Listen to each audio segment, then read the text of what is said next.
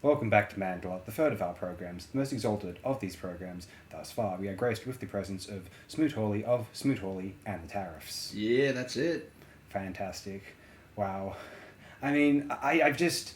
It's good to see a fan for once. It's rare that... Because you had my brother on last week, and he was talking smack about me, and I was disappointed. Yeah, the Tom Allard stuff, like, we got an email about that, and, like, he asked me to edit some stuff out. Like, I didn't, because, like, he's not the establishment. Like, what power does he have? Not even close. Like, it's not even close to illegal, what we did there. Like, it's just opinions aren't liable. Like, some people just don't realise that. Nah, and apparently it was true, so it can't be liable for things that are true. I mean, that's topical right now in Australia. Yeah, like, low-key, we also had people emailing to verify the, staring at people down in the forest story, but they one didn't want to remain anonymous, but I don't want to get involved in some like old beef from the 1980s. I really don't, unless they're famous. That'll be for next week's program. Well, I mean, if I can profit off of it, that's all well and good. I suppose. Course. Why not? That's what the internet's for. That's I mean, that's what Tim Berners-Lee for when he first devised the web in his bathroom. Yeah. Inspired by that spider's web. Oh, I mean, when explorers saw a new land, what was the first thing they thought? Gold. The women. Oh, gold, and then pillaging and the other thing. Yeah, we can't mention that. Anyway, we're going to be talking about some very interesting albums today, and hopefully my guest has enjoyed them. Firstly, we'll be discussing... Do you remember the last couple of weeks? I don't know if my guest heard them. We were discussing... last week's. We were discussing, certainly in the first Mandela program, those albums from 1981 that were the most drenched, painted, wall-to-wall with synthesizers. Of these popular music albums, typically from the United Kingdom, where this stuff was very popular. We can talk about some continental European examples potentially as well. But there's really well-funded, hi-fi stuff from the UK, and we were talking about John Fox's The Garden and Architectural Morality from OMD, Orchestral Manoeuvres in the Dark, the long-named ones, who will be touring Australia next year, and I intend to go. And if you are listening to this, McCluskey, please play The More I See You. Please, I will go. It will complete me. It's like when Devo actually played That's Good and Going Under. It'd be nice, but I can guarantee you he's not listening. Oh, Andy, it's all your fault. Well, it's not my fault sea lions don't understand English. Wait, no, sea lions do understand English. He has no excuse. Yeah, I mean... I went to SeaWorld, they get it. Very communicative animals. Anyway, but another album from 1981 that was drenched with synths. Speaking of John Fox, a group he discarded, but then they got back together, much to his chagrin. Actually, I have no idea what he felt of it. Probably neutral or good about it, because I'm sure he's a nice man. Ultravox's 1981 release, Raging Eden. Bit of backstory. Look, guys, I am of the opinion that when Ultravox reformed together with Midger and put out an LP in 1980... Vienna, one of the more overplayed but really boring songs of the 1980s. I got to admit, it's kind of... Studio. You can't hate that song too much. that just obnoxious like electronic drum thing, like from a drummer. Like, what's that all about? Yeah, that's true. Anyway, we have Midger replacing John Fox in Ultravox, and I've never felt as though the Vienna album was very strong. It's kind of bland, a bit too adult, contemporary for me. And lots of soft synths. I can't, not my thing, sadly. It's like, you ever listen to like, I don't know, you actually listen to one of these bands like Aha and like an LP of them, and like most of the songs are just like soft. I haven't even rock. heard the Flock of Seagulls LP. I heard that. That's a bit more upbeat, but not the most imaginative songwriting in the world. So the single's good. I've never had a problem with that song. Yeah, it's a good song, and the other single's good as well. Oh, what was the other one? It's called Space Age Love Song. I might know it off the top. I don't know the name, but I might know it when I heard it. Yeah, that's a good one as well. Not enough an aficionado of the group, I'm afraid. Neither. I have heard the album before. I have that memory of having it in the car at least. Anyway, but then, this Vienna album, just a bit kind of, as I said, blandola. And so initially it's like, guys, and Fox has Metamatic the same year, and it's just like, I'm sorry, Fox was the genius, seemingly. It's not Metamatic, yeah, certainly. But then, in 1981, perhaps thinking, we've got all this success from Vienna, maybe we can experiment a bit more, or maybe the band wishing for a desire to experiment after kind of going a bit more ordinary on Vienna, they put out this release called Rage in Eden. And suddenly we have the benefit of producing this band since 1978, or co-producing along with the group, and I think some other people on Systems of Romance 78. Since that album, 78 Systems of Romance, the one of the most phenomenal geniuses in the history of music producers, of course, we're talking about Connie Plank. And Connie Plank's work on Rage in Eden is the finest of his productions of those 3 Ultravox albums. I mean, Systems of Romance sounds great, but this is a beautiful piece. I mean, I happen to think actually the songwriting is much improved on here compared to the Vienna album. But to me, like, this is an album where you just... headphones, synth pop production. I mean, it works on the speaker as well perfectly. Although this is one of the greatest ear candy sort of cold listens of its era, in my opinion. I was first acquainted with this because it was on the K-Punk Top 100 Favorite British Albums list, and like some other entries in that list, I thought, well, you know, I've maybe overlooked this artist/album. Let me give it a go. And I think Rage in Eden is... I'm not going to claim it's as strong as Architecture and Morality or The Garden, which John Fox also released in 81. But there's something about it, you know, which has made me want to listen to it up to like 15, 20 times recently. It's exciting, it's invigorating, and I think especially the more experimental tracks on here, I think it's just sensational that a group of this commercial caliber decided to put out tracks like that, just not giving a damn. I mean, they're just tracks on an LP. They can kind of get away with that, as they're not like singles. It's not like OMD and some of the Dazzle Ship singles, to be fair.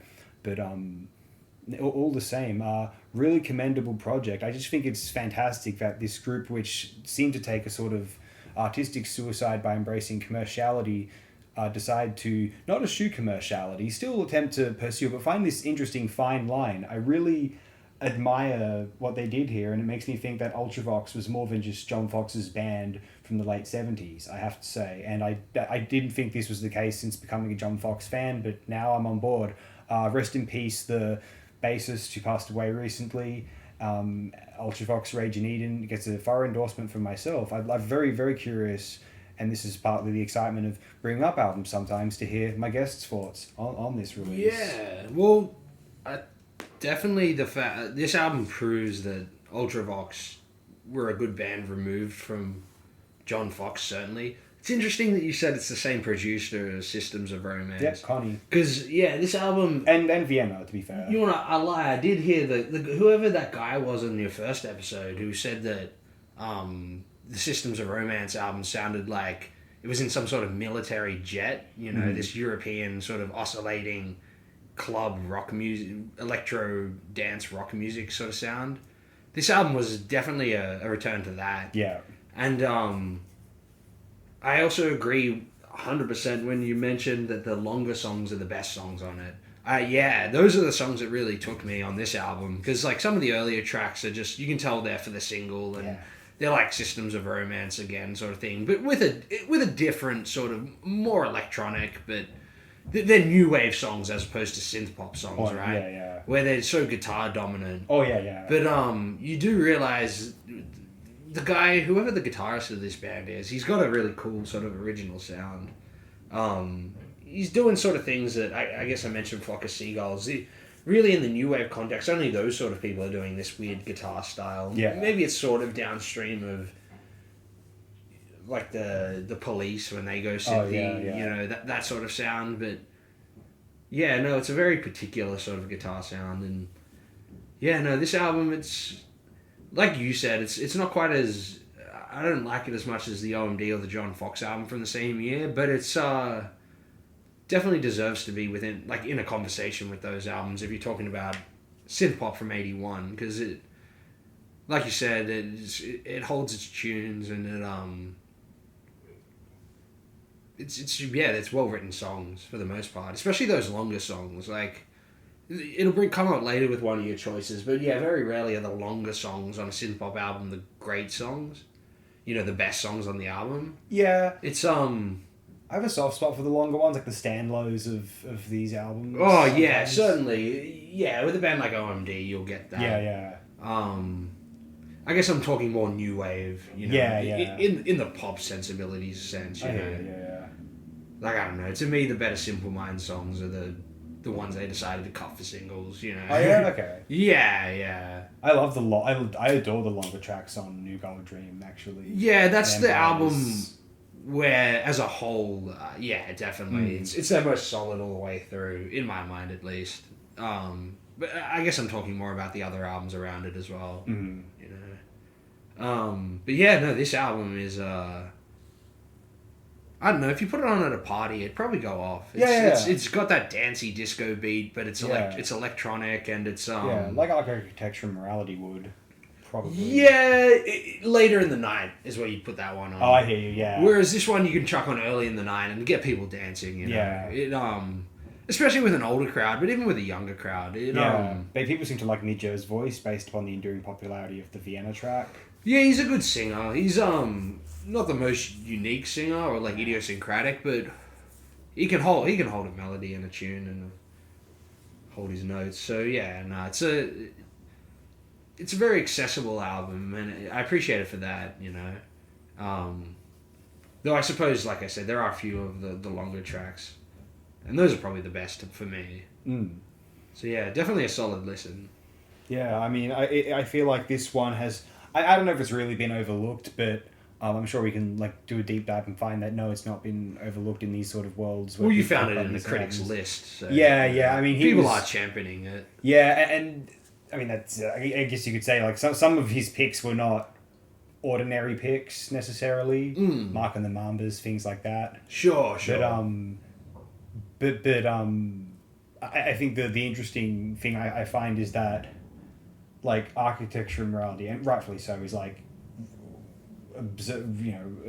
extremely praised now, and like not that I'm saying this deserves the accolades necessarily of that one, but I feel like the same people, if they were to listen to like just for their own sake, like if they love, they just it's another very valuable experience for them to embark upon. I feel just for the sake of pleasure, if for nothing else. Would you like to move on to your first pick of the day, which is a very interesting recent acquisition? My first pick is a bit left of field.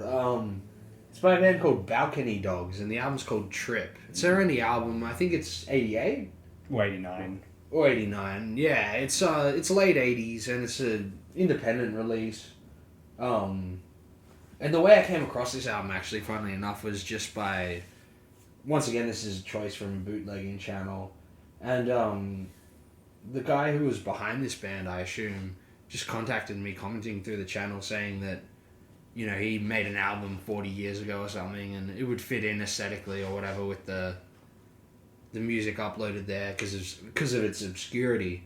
And so I was like, oh, cool, I'll try to find a copy of it. Lo and behold, found it, you know, to download, and then uploaded it. And, yeah, no, I found it really interesting, and I guess I just wanted to pick it for this as a highlight to sort of emphasize one aspect of music appreciation that I feel sort of goes disregarded, and that's the communal aspect of it, this idea of like a sort of collective songbook, right?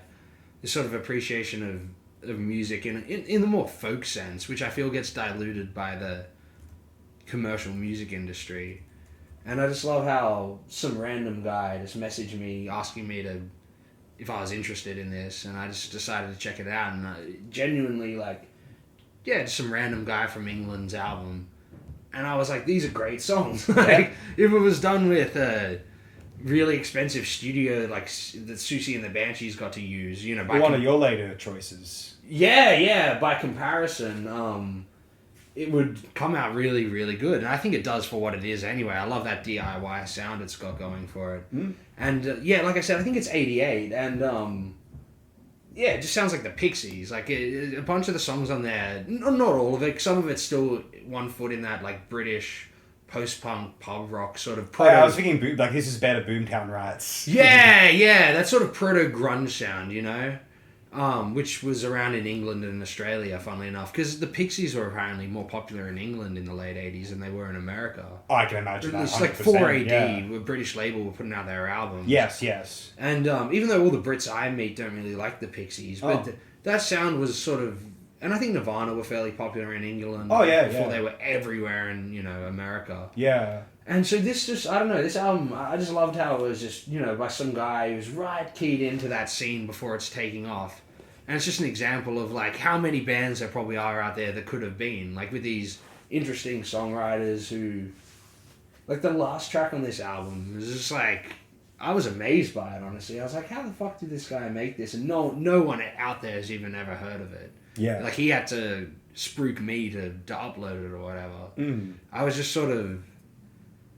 Yeah, no, it amazes me. And then it was funny because some other guy's reaction to just a random guy, commenting, and then our discourse back and forth was to accuse, like, the current generation of being, like, obsessed with, like, participation trophies, and everyone gets a reward or something.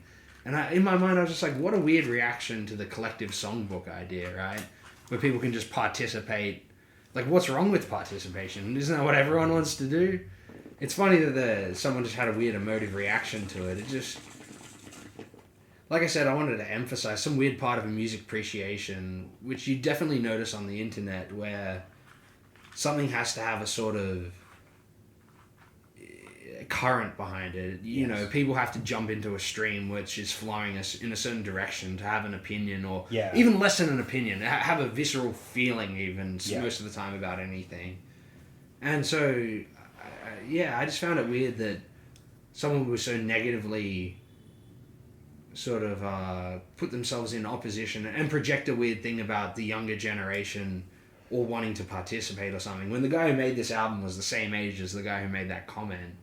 And then, like, before anyone even replied, like, was saying this, before he was saying people were, like, too offended these days and stuff like that. So there's just a weird aspect of music discourse, which is, like, overly emotive in like a sort of negative or, like, mutated way, like a negative mutation, rather than this sort of, like, it's an album that goes for, I think, about 40 minutes. Bit under, yeah, I think, yeah. And so if you just randomly came across it, like, 40 minutes, even just listening to 10 minutes of it, really it's not negatively affecting your life in any weird way. So... unless it was something where you're forced to listen to it, like things within the commercial music industry, you can't walk through a shopping centre and not hear some obnoxious pop song going out over the speakers. Yeah. Those are things that are forced into your lexicon, Whereas something like this is sort of gifted to you by, a sort of collective consciousness or whatever. And, I really wish people would be more open to just sort of checking out what other people are putting out there, rather than having to canonize things or, make something within the, like, have all these, like, axioms that music criticism has to appeal to or something. Yeah. Like, I think it's more beneficial if it's more casual. Like you mentioned Mark Fisher before, he definitely has that more casual approach, and I just find it more enlightening to the appreciation aspect, Yeah. Well, the strange thing about what I feel compelled to bring up about Fisher is there was that thing where he had the feeling that if he heard a modern song that was too retro or old-fashioned, he kind of decided that he'd refuse to enjoy it. I think he meant that remark slightly in jest, but I think there was sort of a vague principle there. Although, of course, this album is from 1988. I'm sure he would willingly appreciate stuff that sounded like the times, from the times, but But anyway, the point I'm making is it's interesting that people would apply that to music from the past as well, because people apply it to music from the future, or now, or from that they want to be futuristic. Yeah. And I kind of get it, but, like, at the same time, it's like, couldn't you just appreciate this as well as, like, one of the Unearthed bands? Because you're happy to do that. You're happy to appreciate some whatever post-punk European Gothic group from the late 80s that no one's heard in decades. Yeah. And, like, oh, wow, this is great. If it's got a million views, in-depth music, great. You know, but, like, 1989, how great is this? And it's like, but if something sounded like that now, you'd be like, no, this should have been from 1989. But it's like, but who cares? Like, I get, it's not... Is it really stifling the new? There's not much. There's only a cult market for stuff like the Twilight Sad or whatever. Yeah. So, like, I love the Twilight Sad. If it's got more of an occult audience, that's great. But it's just one of these things where I don't think it's that big a deal. Like, I hear music that sounds very futuristic. I mean, we had Little Ugly Mane's 2015 album, Oblivion Access, like, what's that? What's going on there? I mean, it's just, or Visible Cloaks, like, we're doing fine, guys. We're doing fine. We're not in the late 2000s. We're fine. And even the late 2000s at Animal Collective. Like, with The Knife, etc. We're fine. Guys. And, like, even, I went through high school in the early 2010s, it's almost garbage pop music. And pop music now is pretty bad, but it's not as bad as it was then. I guess it's pretty bad now. I guess what I'm trying to emphasize is that, like, not everything has to be up to the production standard of the industry. It needs to be up to the level of the industry standard for, like, production sheen. You know what I mean? Of course not, yeah. And it's just weird that if something doesn't, then it's, you know, some sort of... It's not worth your time or something. Yeah, they're happy to appreciate our blues recordings. Yeah, sure. Definitely, yeah. Those aren't hi-fi. And especially, like you mentioned, something like this, as a product of its time, is also a sort of fascinating little... you know, artifact. Oh, look, I think this is a brilliant album. I more than thoroughly enjoyed it. I thought it was just terrific. Like, every song's engaging. There's... anyone... certainly anyone older... most of the older people I know, you know, say, like, parents-ish age... They grew up in, you know, through the 1980s. So, like, this is the kind of music they'd enjoy. This makes you think of R.E.M. a little bit. You know, this, like, more... Or, like, it's closer to a jangle band than a synth band, but it's not quite a twee sort of group. Actually, definitely not twee. No, it's not twee, yeah. I mean, not all jangle is twee, to be fair. No. That's a subgenre, yeah. Yeah, one of your later groups is indicative of that. Yeah, kind of. They don't sound twee to me, but yeah, and we'll get to that later. Yeah, they do have at least one kind of twee album, but yeah. Okay. Yeah, no, this is more like proto-grunge jangle. Yeah. Like you said, R.E.M., you know, this is a great example. They're a kind of proto-grunge band. Oh, yeah. So, yeah, it definitely falls into that realm.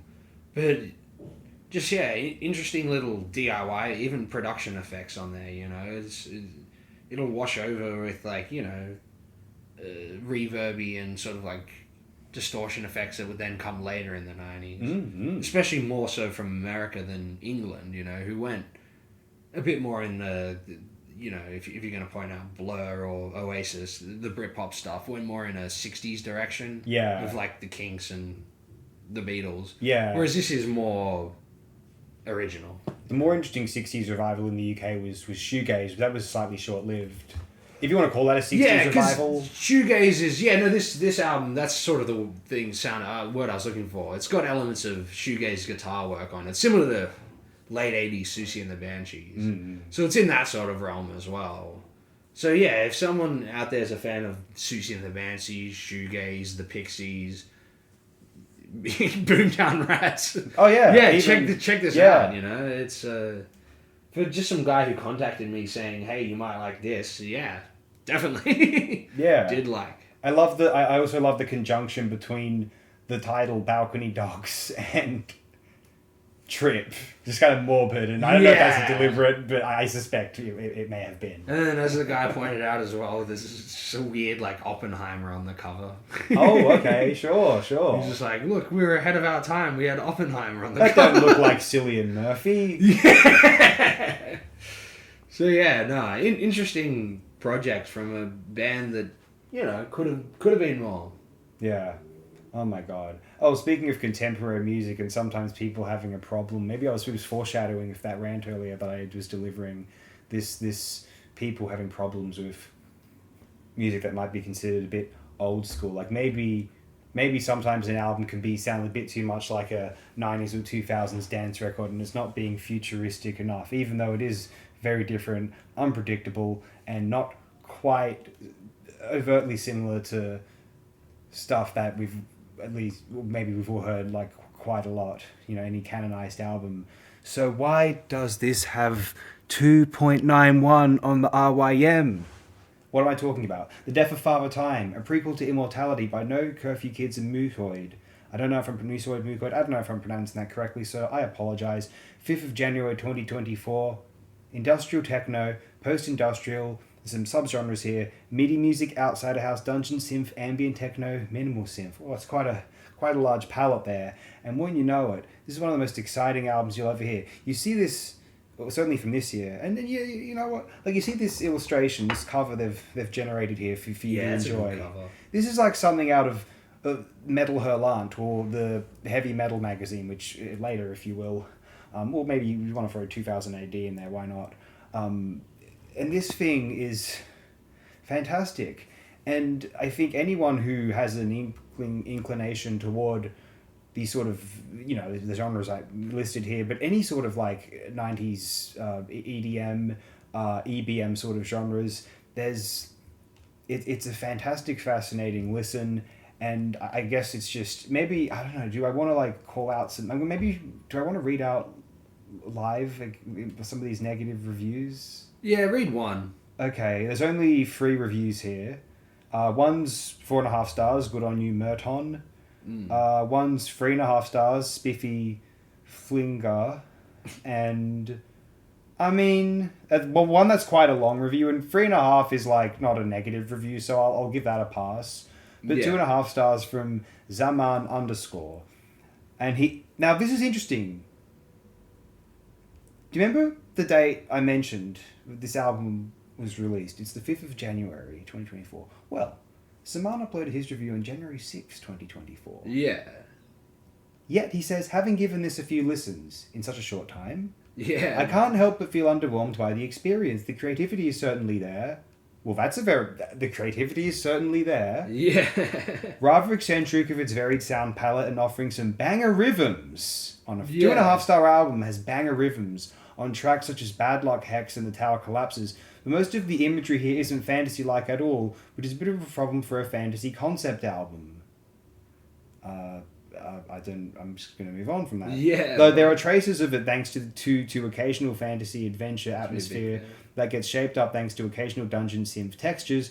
Most of the imagery here brings to mind traversing through a cyborg-laden metropolis in a science fiction video game, more so than it does 2 gritty bounty hunters in a fantasy setting trying to get immortality. Is this guy trying to actively bring out this imagery while he listens to music? It doesn't just come to it? Because this sounds too... What's this a review of? That sounds so particular. Like, I can imagine if you're tripping a drug... But don't you not want to listen to... If you hadn't heard this before, wouldn't you want to listen to it based upon reading this? Oh, no, yeah, that sounds cool, sure. He's like, oh, that's what I mean. What's the problem? Like, it's this, not this. Like, it's his problem. But it sounds like this guy's, like, pre-conceptualizing... Why give it a star rating? Like, imagery. If this didn't have a star rating, I think this would be acceptable, to be honest. Do you know what I mean? As a review. Well, it'd be fair, you know what I mean? Like, but don't bring the score down, because it just fucks with people wanting to listen to it, you know what I mean? Yeah. Like, that's kind of my problem here. Like, I know it's his opinion. Well, like, I know it's just an opinion, but it does affect people wanting to listen to this. And, like, it is free. Like, it's no burden. It's no financial burden. This is just on Bandcamp. This is just on YouTube. You don't even need to go to Bandcamp. Yeah, I guess that's what I forgot to mention with the other album, Balcony Dogs. Yeah, it's please. Free! Yeah.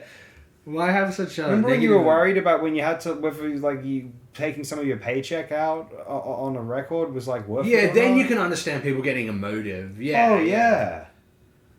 Yeah, no, I'm definitely I understand that. I really do.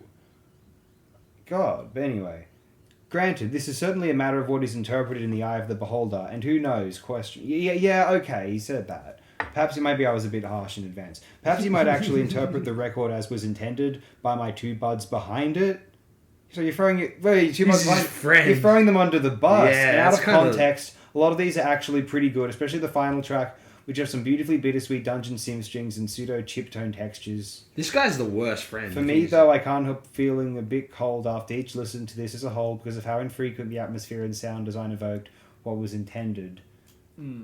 Yeah, like, you fucked your friends over by giving them a kind of a bad rating or mediocre rating, and this just brought the whole thing down. Like, I've given this 5 stars, just to be clear. Like, I'm trying to help out. Like, and that's not just trying to help out. That's what I genuinely believe. I love this album a lot, and this is exactly the kind of thing I want to listen to, and I just think it's a very modern sounding rendition of music I love anyway. So, to me, that music from the 90s and 2000s, I don't know if it was just my age, but it still sounds modern and futuristic to me. Whether that says something about me or the state of music afterward, I don't know. I don't really care at this point, for the sake of this current discussion at least. This, by virtue of that possibly subjective pathos I have, this sounds futuristic to me, and I adore it, and it makes, put it like this, listening to this makes me feel like what adulthood would have felt like when I was in my teens. Like, this is the kind of music that I would be listening to, like, you know, when you're kind of mature and you kind of learn to appreciate it, like alcohol, which is not something I necessarily learned to do, frankly, but all the same, if I want a kind of fun, drunk feeling, I can listen to For Death of Father Time, A Prequel to Immortality, No Curfew Kids, and Musoid, whichever. They put out a fantastic listen here. I suspect you've listened to this once or twice. Yeah. Well, this album's very interesting. Maybe that guy, with the whole imagery thing is kind of true, because it's sparse on the imagery. But for me, it was more fascinating in its construction. Because it just moves and changes sequences in such peculiar ways, and like it'll never settle on a groove, you know? Yeah. If there's a groove there, it'll last 30 seconds at most, and then it moves on to something else. It's so like spasmodic in its construction that like it just fascinates, like that guy said as well, in its creativity. It's just overflowing in creativity. So at the very least, it's fascinating. If it's not engaging in the sort of popcorn sense, then yeah, that's not what this sort of music is. Like, if you ever listen to things like deconstructed club music, it's meant to sort of evoke like absurdity, and that's what this album sort of did for me. It's maybe the cover's misleading because this guy thought it was going to be like a dungeon synth venture through a fantasy land or something. Yeah, but it's better than that for me, at least. It was absurd. It's like a trip into the avant-garde, you know? You're in some sort of weird realm. So it's definitely very good for that. I think it achieves quite a lot when it comes to experimental dance construction, you know? It just... everything is so... It almost feels like random in a way. It just goes in places you weren't going to predict it ever going, you know? And I sort of admire it for that. It's not something I listen to all the time, but it's definitely something that you have it on for when you really want to sort of put one foot into that realm of the absurd, you know? And it's very rare. There's very few albums that can do that. Maybe one that comes to mind is something like Dope Smoker by Sleep, you know? That feels like a journey through absurdity. Whereas I guess probably most people think of that as an imagery album as well. Mm-hmm.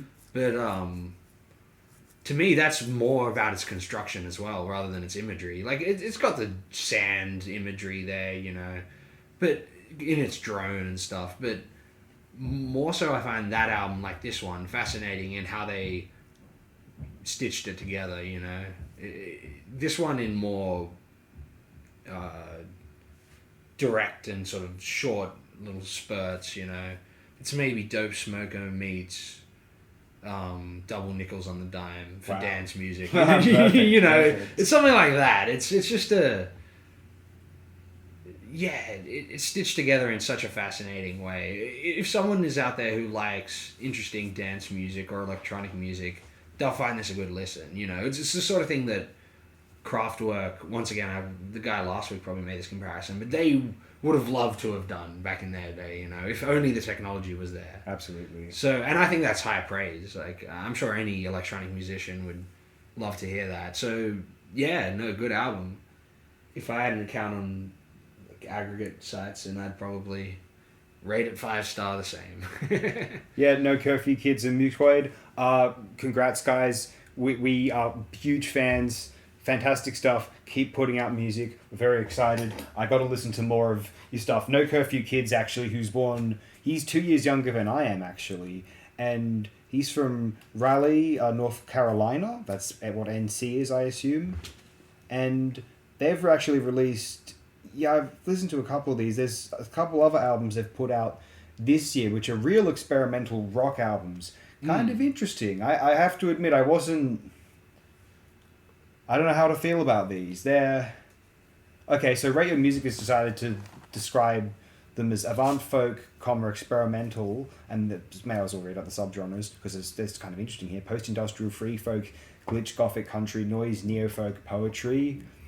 It falls into the trap of being I don't know, trap, like not trap, but like when it's so experimental, I can't really put a grasp on it, and the sound kind of collides with itself. And this is not like it's not a composition or no-go zone, although I don't know how motivated I would feel to listen to this sort of thing. And the other albums described as experimental rock, noise rock, free improvisation, deaf industrial, and those are just the genres in bold. Underneath, harsh noise, drone, electronic, satire, interview, post-rock, dark ambient. And I was under the impression some of this was live. Those are all the good genres. I was under the impression some of this is live because the track listing is like really long tracks, like some of them up to half an hour in length or 74 minutes in length. And it's like improv in Durham, improv in Boone, Burlington. So, and then near the last track was an interview. Yeah, like it's commendable, and I mean it's I'm mentioning it here, I'm promoting it, so I have no problem with that. But yeah, I'm more of a Death of Father Time kind of guy, and I haven't listened to really anything before 2024. And Mucoid, I don't think I've listened to much else from Mucoid, who is from New York, or currently New York, United States. It says there has put out 8 albums since 2019, including the Death of Father Time, and yeah, looks like some interesting stuff here. Certainly some fascinating cover art. And anyway, we've been talking for a while about this particular release. Now may as well move on to the 90s, as we were referring earlier. Speaking of some classics, I suppose. Yeah, I guess this one sort of flowed well into my last one. This is 1997, I think. I thought it was 90... Oh, actually, no, you're probably right. Yeah. I'm not too certain. It's either 6 or 7. But yeah, this is Hum Downward is Heavenward. It's their last album. I think the band broke up like right after this album. There's a 2020 album though. Because they got back together in the 2010s. Yeah. But yeah, this band sort of... They had like one like minor rock radio hit in like the mid-90s. Yeah. And that's all they were known for at the time. And I guess their label thought they were going to be the next Smashing Pumpkins or something. So, they sort of just got... They listened to the first album and were like, yes.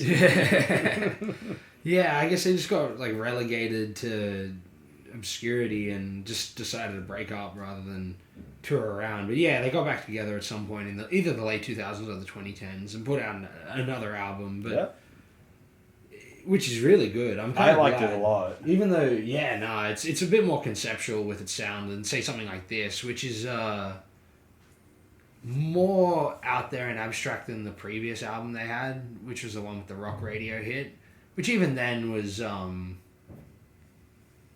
for like a grunge or like post-grunge band that sort of dabble with metal, like alternative metal and stuff. It had some like sort of out there space rock moments, extended like overdrive soundscapes and stuff like that. Oh, if we're going to call that album a mainstream album, then fuck yeah, you know what I mean? Like, we've done well in the mainstream. Like, yeah. That's pushing the Overton window. Which it nearly did in the 90s there, but unfortunately more straightforward sort of post-grunge bands ended up really being popular, It's a shame. That would have been and would still be actually a great t-shirt for the little zebra there. That would have been fantastic. That would have been a great like cliche 90s shirt. Yeah, definitely. It's a very 90s album cover, but also very timeless at the same time. Yeah. It's cool like that. A bit like never. I always felt that, say what you will about the overplayed nature of the album or the how overstayed the image itself is, but like the Nirvana cover, the Nevermind cover, I always felt that way about. Oh, definitely. Some degree in utero as well. That seems like it could have been a 70s cover as well, and you wouldn't know the difference. A Hypnosis cover, but also kind of grungy, and also the Spiderland. I mean, that wasn't a mainstream. That wasn't a mainstream album necessarily, but like no, but that's an album. You see it out, and you wonder if that was like a recent release because it's a great album cover. What a good photograph that. But In Utero is interesting to bring up because I guess this is kind of like this band's In Utero, just before they fall apart, and similar to Nevermind being an unconventional pop album and the previous Hum album being sort of similar. This one is sort of there In Utero, and as far as it goes out there in more, there are longer songs, more sort of like experimental soundscape work, and like dare I say, it goes into the realm of like neo-prog even. Yeah. Like, you have 8-minute songs where the drumming sounds like King Crimson and it's a weird world, this album, because it meshes so many 90s movements together in, like, yeah, this band wasn't popular. It feels like they were only made for myself, because, like, people love Tool, for example, but I can't really stand Tool. But I could never get into Tool personally, and I have quite tried. Yeah, and, like, I just always felt that, see, this is pretty much just Tool in the way that Tool are very much downstream of King Crimson. Yeah. And, but this does it with the sort of ethos of DIY punk rock and, like, grunge, but also space rock and, like, this nerd imagery. It's got that sort of nerdy slacker. They're nerdy slackers, essentially. Whereas, like, Tool always seemed like nerdy metal people who want to, like, pretend that they're macho and stuff, you know?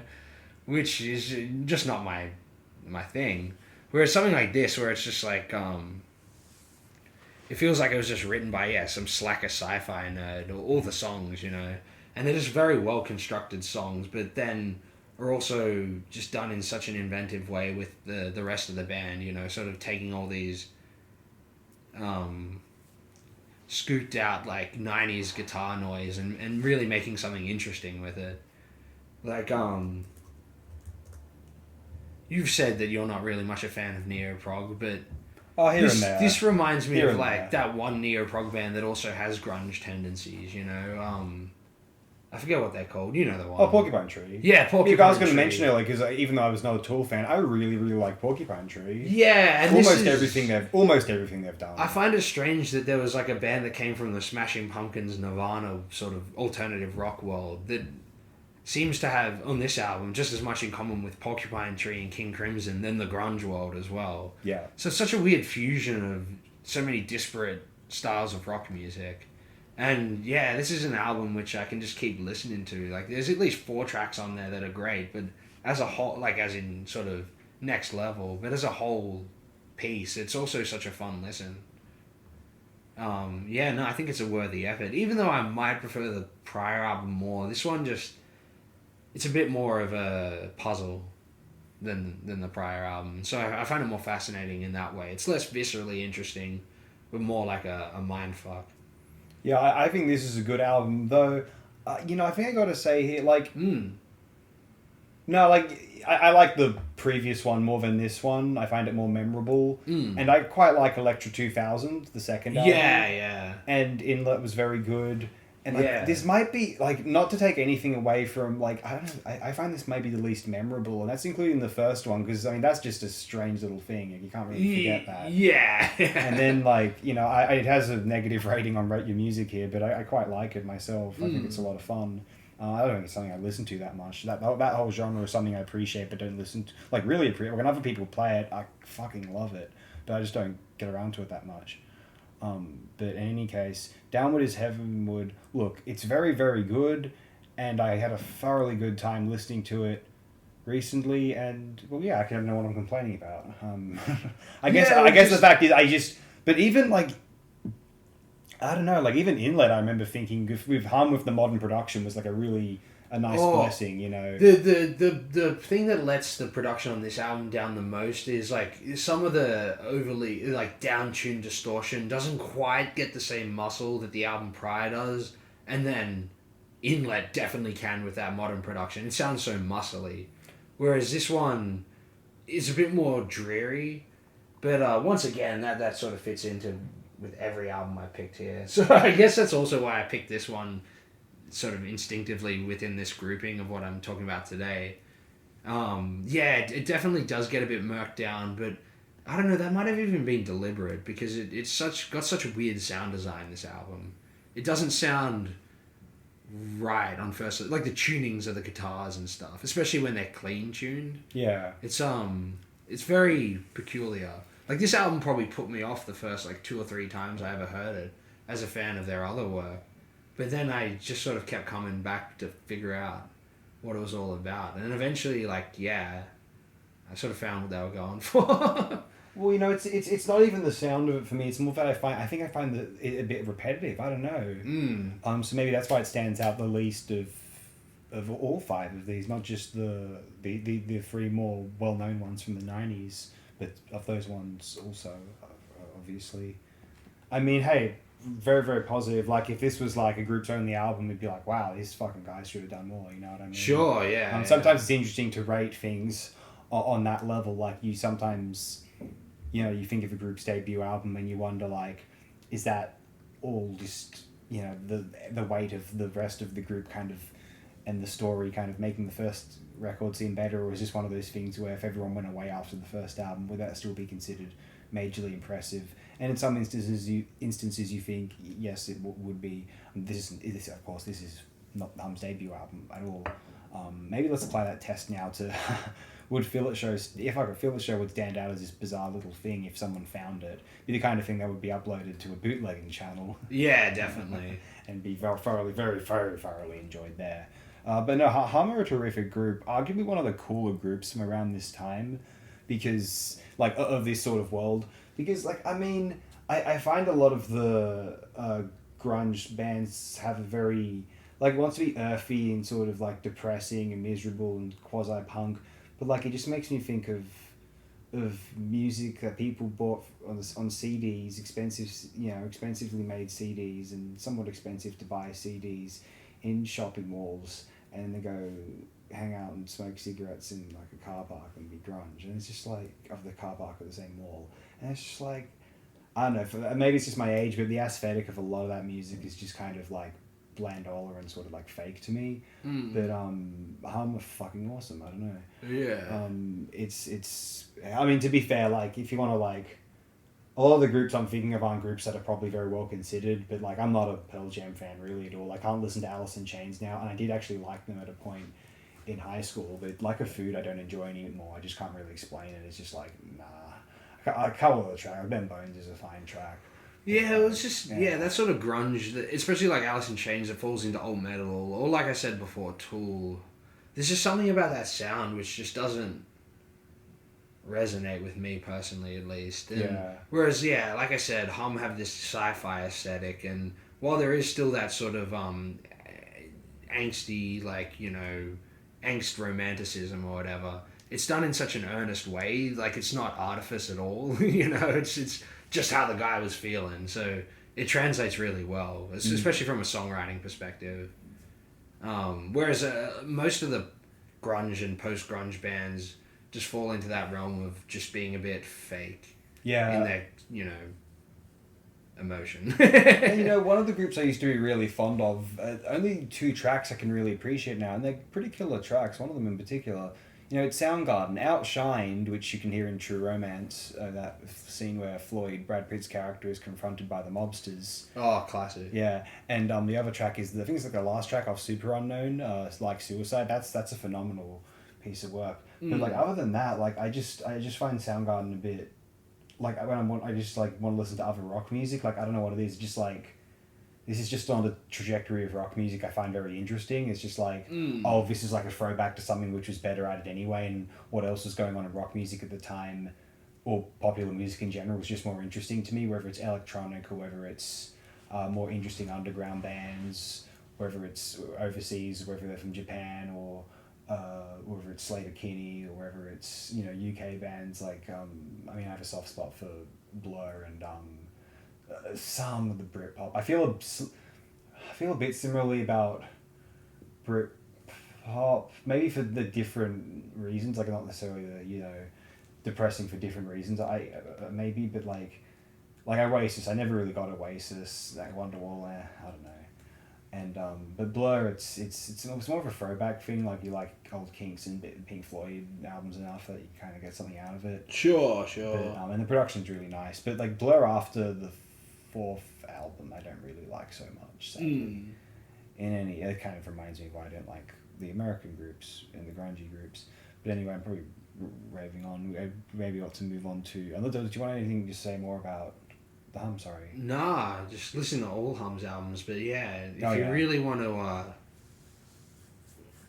trip, give this one a whirl. Downward is Heavenward. Check it out, guys. This is the cover. I mean, you can see in front of you. The album has a song called "An Evening with the Axolotls." Oh yeah, that's one of the greatest song titles ever written. It's got to be a good album. Yeah, no, that's actually one of the best songs on the album. Oh, that's definitely one of the best songs on the album. Yeah. Yeah, no, with a title like that, you would imagine they had something going. Easily. Yeah, it tends to be the case. Maybe not always, but a lot of the time, I suspect it is. Anyway, moving on to. Okay, everyone. Welcome. In Xanadu did Kubla Khan decree. Welcome to the Pleasure Dome. What is this, Rush? Citizen Kane, rather. Sure. No. What we have here is... ELO, more like it. What we have... Is there a record that tried to be so violently contemporary like this one and now sticks out like a sore fucking thumb? But the audacity. This is fucking dangerous and wicked for 1984. There's a reason why it seems to make sense even now when you watch Brian De Palma's Body Double, a movie which is interesting for similar reasons but classier, possibly due to invoking Vertigo, one of the kind of classier film critic films ever made. But anyway, we don't want to do too much cross-textual analysis, at least not without writing it down first, not getting too crazy. But there's a reason why, you know, the Frankie Goes to Hollywood music video segued in this film's universe into a pornographic film. And it's just accepted that there was something so hedonistic and subversive about groups like Frankie Goes to Hollywood at the time, much in the way that groups like Culture Club may be considered. The difference between Culture Club and Frankie, though, is listening to this album, that there is a lot to genuinely enjoy, both as a novelty appreciation of the bizarre excesses of 1980s mainstream pop music and the Trevor Horn's most indulgent moments here. The difference, why I enjoy something like this more than the Lexicon of Love, is the Lexicon of Love is trying to be kind of tasteful and refined, and this is one of the more tasteless albums that's also thoroughly entertaining and also has like very mainstream hit singles on it. I'd like to point out here, like, just to be clear, when we talk about tasteless and indulgent and throwing everything at the wall, like, this is a bit like Tommy in that you think that, wait a minute, wasn't this whole new wave movement about kind of like throwing away this idea of the LP as this sort of pretentious concept? Like, what's going on here? Like, this is such an attempt at some big grand artifice. Like, what the fuck? It's because the producer was Trevor Horn, and what former Yes member. What band was he in exactly? They corrupted him, and I'm sure that they corrupted the Buggle. Yeah, and I'm sure that the band were trying to be sort of like facetious in their recreation of that concept. You know, possibly, even working with Trevor Horn, it feels like a sort of thing they would. It is worth mentioning the band were apparently not happy with this and felt as though Trevor Horn. This was more of a Trevor Horn album, and this. They didn't reflect what they wanted. Yeah. So we hear earlier Frankie Goes to Hollywood, and it's a bit more like mutant disco. Yeah. Whereas this one sounds like Trevor Horn music. Yeah, it reminds me of how Joy Division were never happy with the Martin Hannett production, which makes you think, which is interesting because that's what we associate most with Joy Division. But like, it's fascinating how we associate that cold music with, you know, Ian Curtis's words. But it's like there was a friction there. Actually, which is brilliant to think about. And it's sad that Frankie Goes to Hollywood, when they put out a second LP, which I guess was in their eyes and ears was more theirs, Liverpool, it wasn't so interesting, sadly, both to the public and to listeners now, like myself at least. And, you know, it must be said, like, an album, a better version of this album was the very brilliant Grace Jones' Slave to the Rhythm, produced by Horn. That's a far better, artful, tasteful realization of this concept, especially the idea of kind of subtly, and it is kind of subtle in Slave to the Rhythm, maybe not after you've listened to it as much as I have. Sure.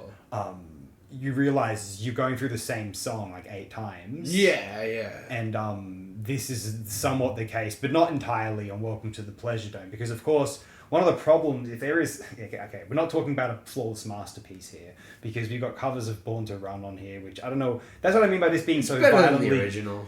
True, but that's easy. I could take I could, you know, cough the song out and it would be better. But actually it could be kind of experimental, maybe it'd be kind of interesting. But anyway, the San Jose song's okay. But, like, that's what I mean about this album being so violently, like, contemporary to the point where, like, you have to appreciate the audacity, or just, I don't know if it's audacity or just, like, just being kind of not having good sense about them. They also covered Edwin Starr. That wasn't very contemporary. I mean, I think in the last track, the second last track, that Power of Love thing is really boring. It kind of like ends the album on a sour note, in my opinion. Yeah, well, it's a ballad. It's a pretty standard ballad. Mm. And I think that was one of the hits as well. Interesting, though. I haven't... In England. There was only one hit in America. Yeah. Relax. But there was a few... They had, I think, Two Tribes was a hit. And The Power of Love was a hit. I think they were all number one hits. Yeah, like from what I it's been claimed before that no band was more popular than Frankie Goes to Hollywood were in 1984. Yeah, there was a t-shirt craze, right? Even if you look at like Trevor Horn's Wikipedia page, he's wearing a Frankie t-shirt. Yeah. Like, yeah, it was... That's how they kind of took off in America, I think, was the t-shirts. It's fascinating to think about. Well, I do want to genuinely commend the album for having very listenable and so kind of still engaging, even though they are silly, tracks like, Welcome to the Pleasure Dome, long as it might be. I think, I don't know if it's the association with one of my favourite films and artists, Body Double / De Palma, but Relax is just a ton of fun. Although you can listen, there's a superior remix of it. I can't remember the artist right now, but I might link it in the description because it's fantastic. It's an Italo disco track. I think War's a lot of fun, and I don't know what's with that. Like, is it this Ronald Reagan sounding like critique of war, which commends like Che Guevara and some other people? Like, I don't know what's going on there, but it's so fascinating and potentially ill thought out, but I appreciate it. Yeah. I mean. And then the Wish the Lads were here. Crisco Kisses is a lot of fun, even though it's tremendously silly. And the Black Knight, White Light, The Only Star in Heaven. Like, those three there, like, including the Ballad of 32 before that, like, that's a really strong run where, like, I've gotten to the point where, like, by the time we get there, I'm just psyched to hear everything coming. And then Power of Love is kind of a bummer, I feel. It's just inane. And I can't help but... You know what, let's invoke film again at my peril, I suppose. The kind of a film that got this right because it was so tasteful and measured and intelligent. Michael Mann's Manhunter is ruthlessly 1984 to the point of having like a soundtrack which can arguably in a lot of casual viewers' minds and ears hurt the film, make it distracting. But also, it makes the film so aggressively distinct and so powerful and confident and convicted aesthetically, and so it becomes in its own reverse way, timeless. And Frankie Goes to Hollywood will always, Welcome to the Pleasure Dome, will always be this kind of jarring, jutting out from in the museum and the gallery artifact, and it's going to be one of the most easy documents to prove that the 1980s was a decade that why it was effectively in some respects afterward a casual punchline. But that's interesting because what does there's many decades in the 20th century. What does one have to do to be joked about in particular? Well, listen to albums like Welcome to the Pleasure Dome if you'd like to find out. I can return to speaking about this, but just for the time being, take it away if you like. Yeah, well, it certainly does sound like the 80s in the most stereotypical sense, but I suppose people say that about Trevor Horn in general. Yeah.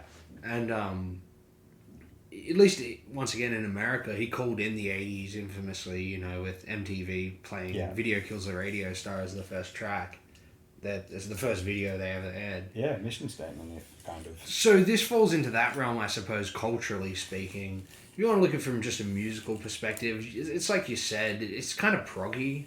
And like I said earlier, this is an example where the longer songs on the album are probably the best ones, funnily enough, for a synth pop album. And I'm curious as to how much the band had control over the album conceptually. Yeah. Because, there's the theme running through it is this weird mixture of comparing Kublai Khan to like homoerotic warfare. Yeah. Which is an interesting...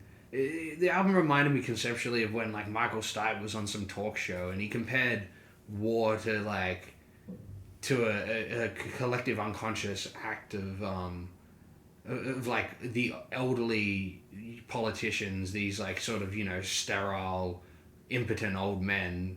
They take the virile aspects of like masculinity and make them fight each other in this perverse sort of way. Yeah, yeah. And I feel that that's what this album is trying to get at, because I think this band were like infamously. It's a very Homeric way of looking at war. You know what I mean? Yeah. Menelaus and Agamemnon looking over their group charging into Troy. You know what I mean? Yeah, certainly. So that's the thing I found most fascinating about this album, is that a synth pop album that's not by Styx has a more subtle, not so subtle, but interestingly weaved into like concept. But yeah, maybe that was Trevor Horn's appreciation of Yes mixing with the band's creative ideas or whatever. But yeah, no, as far as the music goes, it's very Trevor Horn. It's very like 1980s new wave synth pop. But there's some interesting tones and stuff there, and it's a genre when it's done in its like most artfully we're working within its cliches, I can appreciate. So yeah, no, this is a good album. It was mixed weirdly in the headphones I listened to it with. It might have been because I was rained on for 2 days in a row, but I think it might have given me a headache. So don't listen to it too loud with headphones. Those Trevor Horn electronics might give you a bit of a headache. Well, it certainly did by the end of the decade, and people moved on to other things for a while. Jungle. But yeah, no, it's an interesting album. It's not one I'd go to back to all the time, but yeah, I'm glad I heard it, because I wouldn't have otherwise. And yeah, any album that has a 13-minute long synth pop song's got to at least have something interesting to say, right? Man, honestly, like when this album starts, like this is one of like it's not really one of the 20 best album intros of all time, but like when I'm listening to it, like I don't. It's and the cover of War is really good as well. I get so psyched. I'm like, you really hope the rest of the album's going to be as good as the kind of when you're getting the really intense moments of Welcome to the Pleasure Dome and then going into Relax and then War. Fuck yeah. I think it goes a bit down, especially by the time you get to Born to Run, you're a bit like, uh-oh. And San Jose is nice, but it's a different kind of track than you were expecting. But then by the time we get to Wish the Lads Were Here, don't like that, including the Ballad of 32 so much, but then I think I said including the Ballad of 32 early when I said that early when I was thinking of Wish the Lads Were Here. I just want to clarify for anyone who noted that. But then there's 3 tracks here. Crisco Kisses, Black Night, White Light, and so and even right now I'm thinking of I'm gonna listen to Crisco Kisses when we're done recording. That's fucking that was a good Crisco song. Kisses, it's 2 minutes. And it's just fucking nice. They could have made that one of the longer songs, and I would have loved it. Yeah. I mean, my God, but all the same, like this is an album I found myself listening to like quite a lot recently. I thoroughly enjoy it. The parts come on and it's like fuck yeah. It reminds me of like last year when I was listening to Food a lot. We talked about Doom last week, and where by the time you go, and you're just like fuck yes. Or,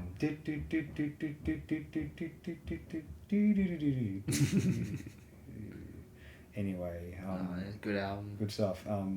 Anyway, moving on. We can't be talking about other records, and we're meant to be talking about some specific set releases. We're moving on. There's always time for food. Hungry, yeah. And now we'll be moving on to the most gratifying voice in the history of recorded music, quite arguably. Gotta be one of them, yeah. He's a good fucking vocalist. Who has a nicer la la la, an iconic la la la, la la than Sam Cooke? Yeah, Sam Cooke live at the Harlem Club. I can't recall what year exactly, but man. 63. 63, yeah. 63. The album released in the early 80s. Yeah. The album sort of became one of those like posthumous classics or whatever. Interesting. And you can see why, because like the energy that's emanating from this live performance is infectious, and it's amazing that you can still like feel that feeling, like he keeps repeating however many years later. And I guess I selected this album because it's essentially a greatest hits of Sam Cooke, though it's not the longest album, but it's it just sets itself apart from the sort of the recording standards of the time, and it's just it's amazing how it captures the raw energy of soul music, and I guess because it's done like in Harlem as opposed to The Apollo. Well, the Apollo's also in Harlem. I mean, that's a bigger place, right? Yeah, but I mean, like, I don't know, Carnegie Hall or something. Yeah. You know, where it's... Never misunderstanding how big the Apollo is. That's because the James Brown famous album. From the... Also, released in 63 anyway. That's the other famous, like, raw live soul album as well. Yeah. Probably more famous because it sold way more. I could be wrong, but don't people dispute how much of that was actually recorded live? Yeah, I think there was quite a bit of overdubbing on it. Yeah. Oh, maybe I'm thinking of the stuff people say about Newport at Ellington at Newport. But, I mean, well, interesting side note, even some of the people who claim that, like, Ellington at Newport was all fake, they'll still be like, oh no, it's absolutely the brilliant work of manicured composing, no matter what they did. Like, even if it was faked, it's like a brilliant fakery sort of thing. Sure. So it's interesting that people have already said that about that album, regardless of what you think of it. Yeah. Because I think Ellington went into it like saying, we're not going to do this actually live. Right. So it's people have looked at it as impressive when it's... But anyway, just moving on. Well, whereas this one is definitely live. Yeah, it's warts and all, you know. But to me, it sounds like a fucking great recording. I don't know if it's... it's masters, but it sounds brilliant. They probably cleaned it up a bit, but yeah, no, it sounds good for what it is. The horns come through so great nicely. clarification. Gooley's great acoustic sounds here. Beautiful stuff. Bass, drums, bam. Vocals, beauty. Like, there's a bit of, like, background hiss, but that's just because naturally it's live recording. But you want it. Let's be real. Exactly. That's why I selected it, and it fits in with all these other ones. It's got that murkiness about it. But I guess I also just selected it because, it's all the classic Sam Cooke songs, or at least most of them, you know, Chain Gang and Cupid, and the only one it's missing is, probably his most famous song, I forget what it's called, you know. Wonderful World. Animal House. Yeah, Wonderful World. Yeah, that's but it's got, like, Twist in the Night Away. It's got all these other really famous songs. But it's, it's just way more interesting because, in my mind, this is a great depiction of what, like, how musicians would have to work their way within the industry depending on audience, right? Mm-hmm. It's, because, like, I even remember reading once, Sam Cooke was, he was a gospel singer. He was in a group called, like, the Soul Stirrers, I think it was, like a gospel group, and he wanted to go pop, and I think his father was like a, what do you call it, like a preacher, but didn't want him to go into like secular music, but like a lot of the really great gospel singers, there was just more of that money in the secular soul music, and I don't know, for the longest time, sort of soul music in my mind, and I feel it's probably this way in a lot of people's minds, was just like My Girl by The Temptations, right? It's this sort of like sanitized, cheesy, almost like Burt Bacharach type like string arrangement music. But I think when you listen to this album, Live in Harlem, or even like the Apollo one with James Brown, you realize how the music changed depending on the audience, right? And this album's just, it's not done for that sanitized sort of like middle America or like predominantly white audience like the Sam Cooke albums are, or for the most part, or even like early James Brown and, all the soul of that era, right? And I find it fascinating that when Sam Cooke goes and does a show in Harlem, it's more R&B and sort of raw and energetic and warts and all, and it just reminds me of how like music can really, like I was saying before with the collective songbook, it can engage with the sort of base level of a society in such a fundamental way that when you introduce the industry, it sort of sanitizes all that out of there. Like at one point in this album, he talks about like domestic violence, if your woman's sleeping around and you don't go home and hit her, like that would never, like he said that in a live show in 63, that would never get on a record. And Sam Cooke infamously was like very raw in his treatment of people in general, but especially like women and stuff. Yeah. And so it's down there in the gutter of like what was going on, and it's real music, and it's not sanitized in any sort of way. And it just shows you how even in 63 soul music was that. Like within the realm of the industry, it eventually became that way when someone like the the Temptations started it with like Cloud Nine and Psychedelic Shack and K-Punk represent. Yeah. Acid communism. And like Isaac Hayes, sort of as well with the psychedelic soul movement is where within the realm of like music appreciation and the industry is when soul music got gritty, but really it was always like that and very powerful. And so I just find that fascinating that perhaps in a way those people like Sam Cooke or James Brown, but eventually he obviously overcame that. Sam Cooke unfortunately died.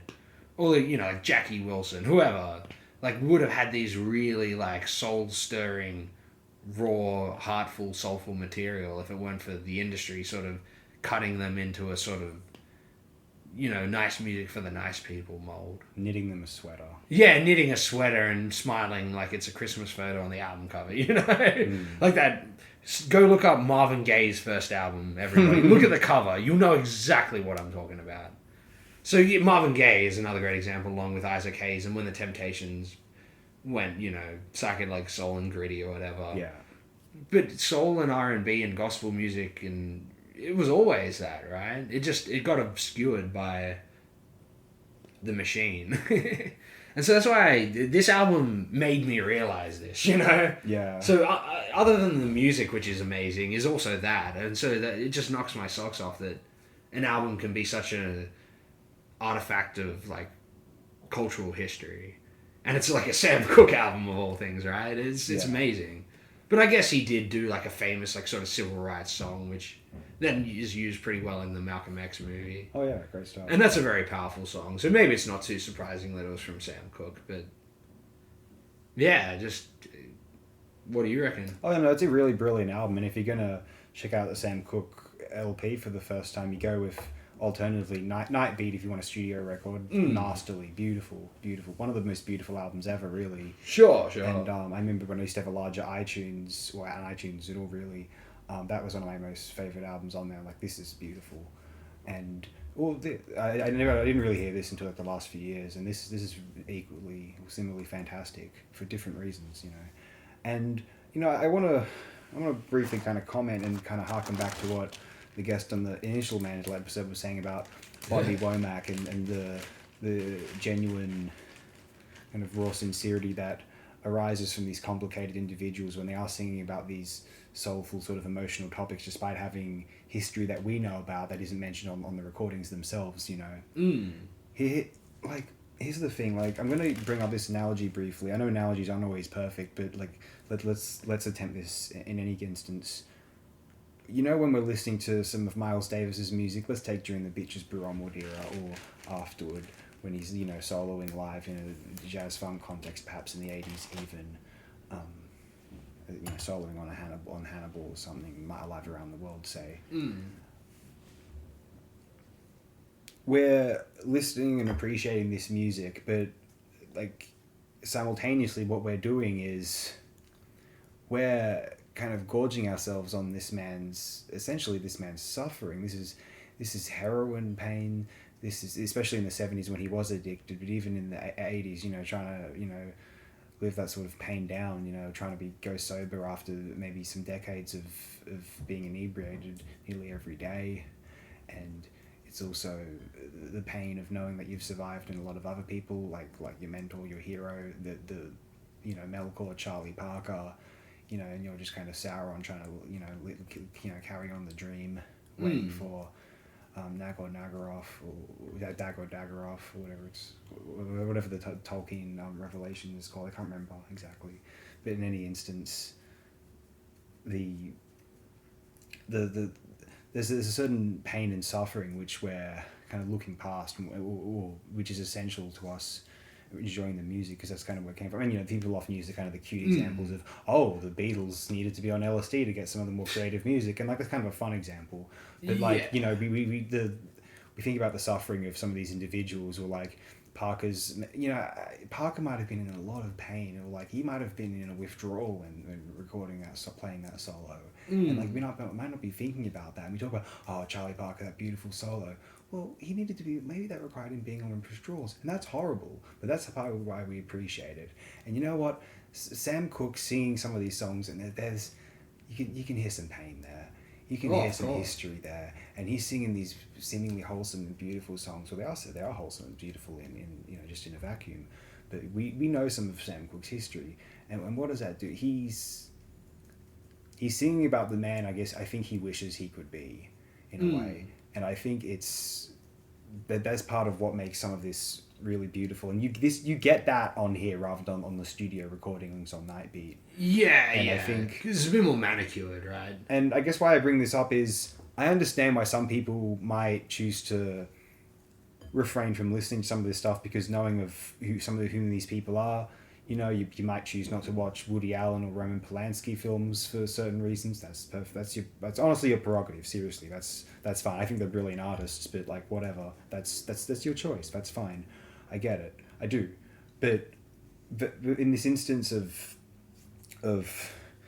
Sam Cooke and the domestic violence or Bobby Womack, I think we're quite willing to, and it's not like you say, oh well, Miles Davis, Charlie Parker, like the heroin, that was something they did to themselves.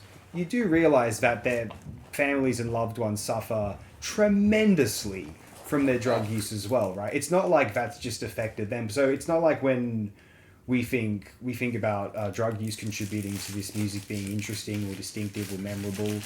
That's not music that just affected the art. That's not suffering that just affected the artist. It's so it may as well have been an issue that comparable to something that affects other people, like domestic violence. I feel abuse.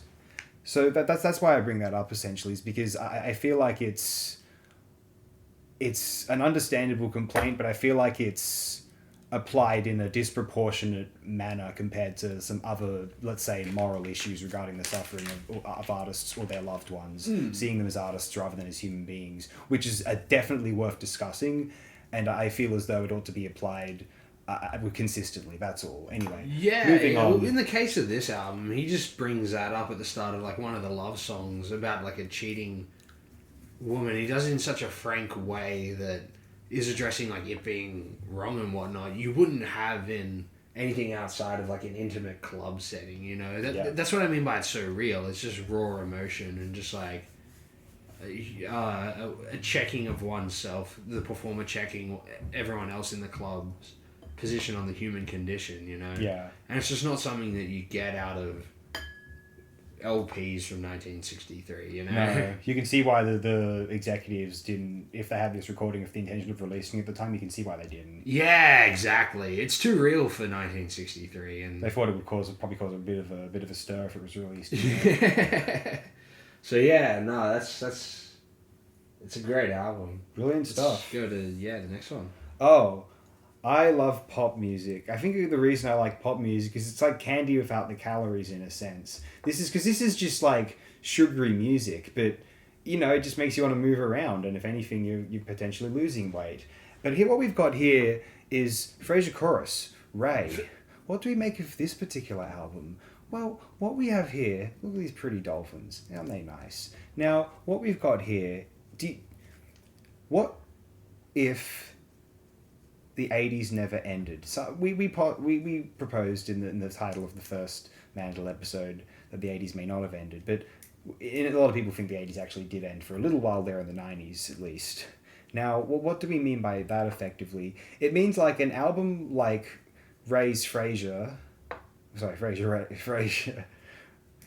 Chorus's Ray.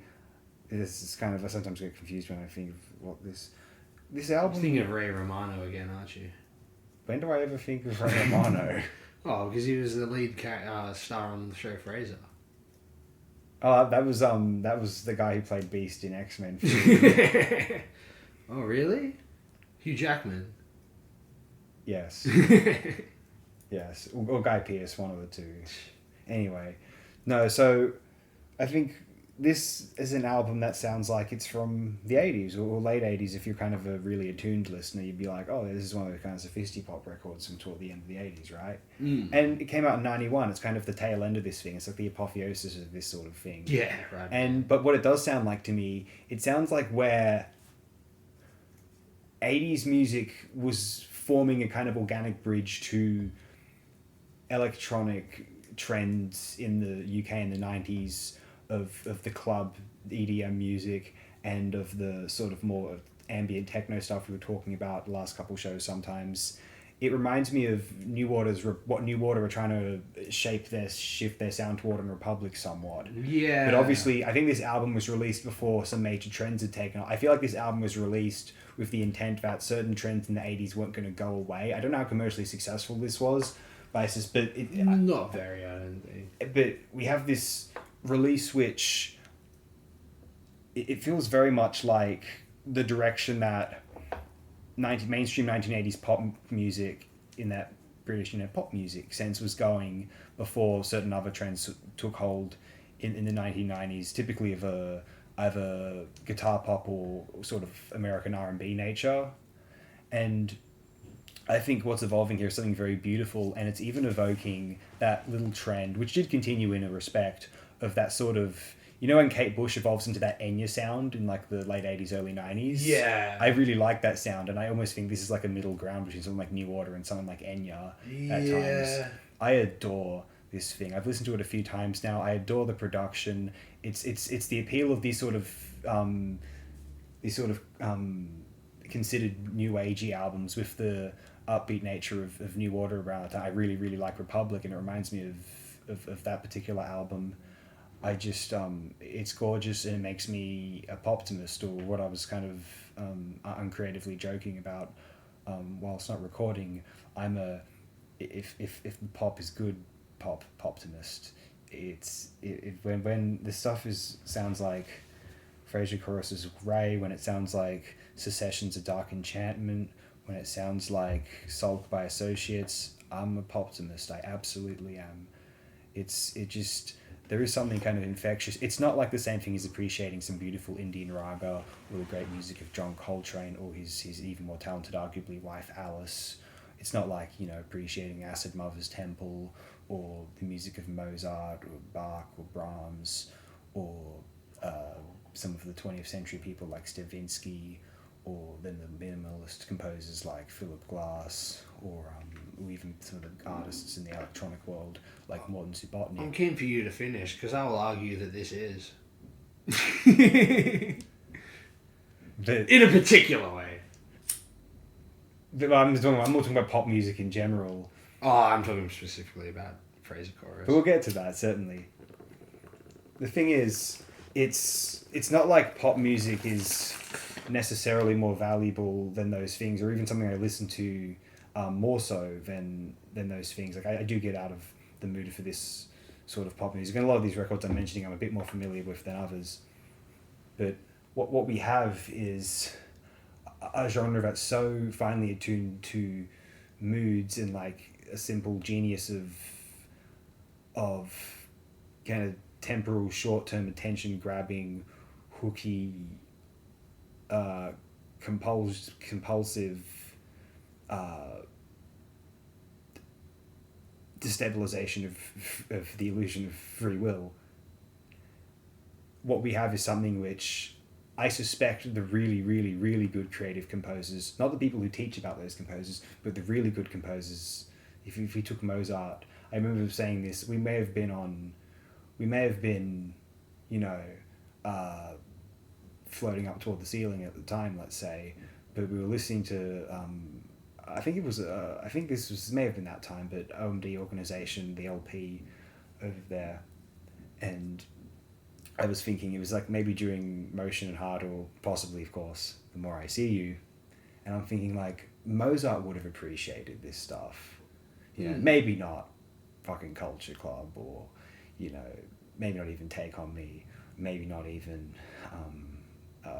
Video Killed the Radio Star, but some of this stuff, even something like I listen to, I'm not the biggest fan of the band, this album, the particular album which the song is from I'm about to mention is, but like that Police song, every little thing she does is magic. I'm just like, holy fuck, that's so well done. That's very, very, very well done, in the way that like I'm impressed by some of Syd Barrett, Paul McCartney's best work, or Fagan and Becker's best work, and then Fagan again on Nightfly, and then Becker again on China Crisis. I think this is brilliant in the way, this album, Fraser Chorus, is brilliant in the way that China Crisis is brilliant, because I listened to the China Crisis again since the guest brought it up on the first episode of Mandala, and that's just perfect. That's arguably like pop perfection in a way. Yeah, that's a Just great like album. you know, do do do do do do. Yeah. Do, do, do. Anyway, Ray by Fraser Chorus is astonishing, and it makes me sound a bit silly potentially, but I think this is one of those albums that the likes of the great classical composers could have appreciated. Because let's face it, like, you know, the teachers are prudish, but, you know, and obviously we all know that the Milos Forman's Amadeus is not the most historically accurate movie in the world. Of course, Mozart and Salieri were good friends. He did not poison or try to ruin Mozart. This is absolute nonsense. A music professors, everything interesting. They love Mozart for the music and the production. They adore it, but they hate the narrative because they don't like that. Because they like Salieri and they don't like that being propagated about him. Oh, and Amadeus. It's based off of an old play or novel which did that, and they're not happy Okay. about that either. It was just a thing. It's like how Shakespeare plays do this shit. But you know, but like anyway, the point is, you know, what it's not inaccurate about is that Mozart was a bit of a troublemaker and sort of a, you know, an uncouth eccentric. Sure. And so to say that he would have been, you know, turning up his nose at this sort of music when he appreciated, you know, flatulent humour. I mean, I don't know. I find that finds a bit of a weird concept to me. Maybe I'll be proven wrong. I'm sure he'd even like some of the tracks on New Gold Ring we were mentioning earlier. I reckon if Brian Wilson heard Walking on Air off this album, he'd think it's genius. That's a great point. Because it's like a track off like Smiley Smile or something. You know? Which, yeah, I don't know. I feel that the whoever the songwriter, I assume it's the singer, the guy behind Fraser Chorus, is like a genius songwriter. Like, I guess he comes from that school of, like, you know, English pop song, art pop, like, verbosity songwriting. Yeah. Where it's just layered in dense lyrics and stuff. But, I don't know, the lyrics aren't even that important. They're more just for, like, the atmosphere of the music. But will also be emotional at the same time. And then there's just the weird, like, structures of all the songs.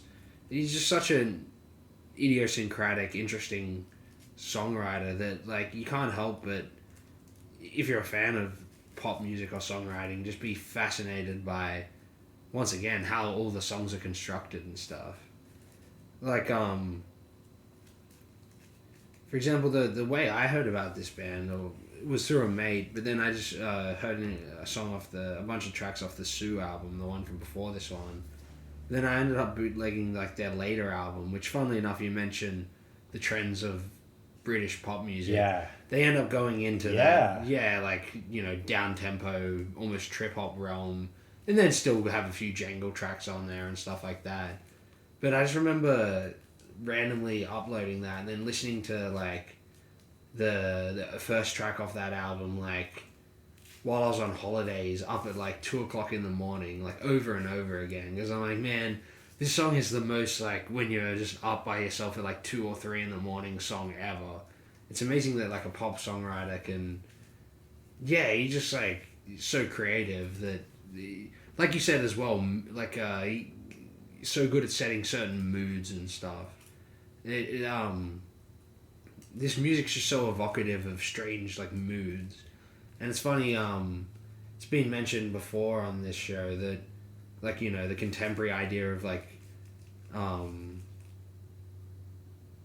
mood music, or what would you call it, like vibe music or whatever. Yeah.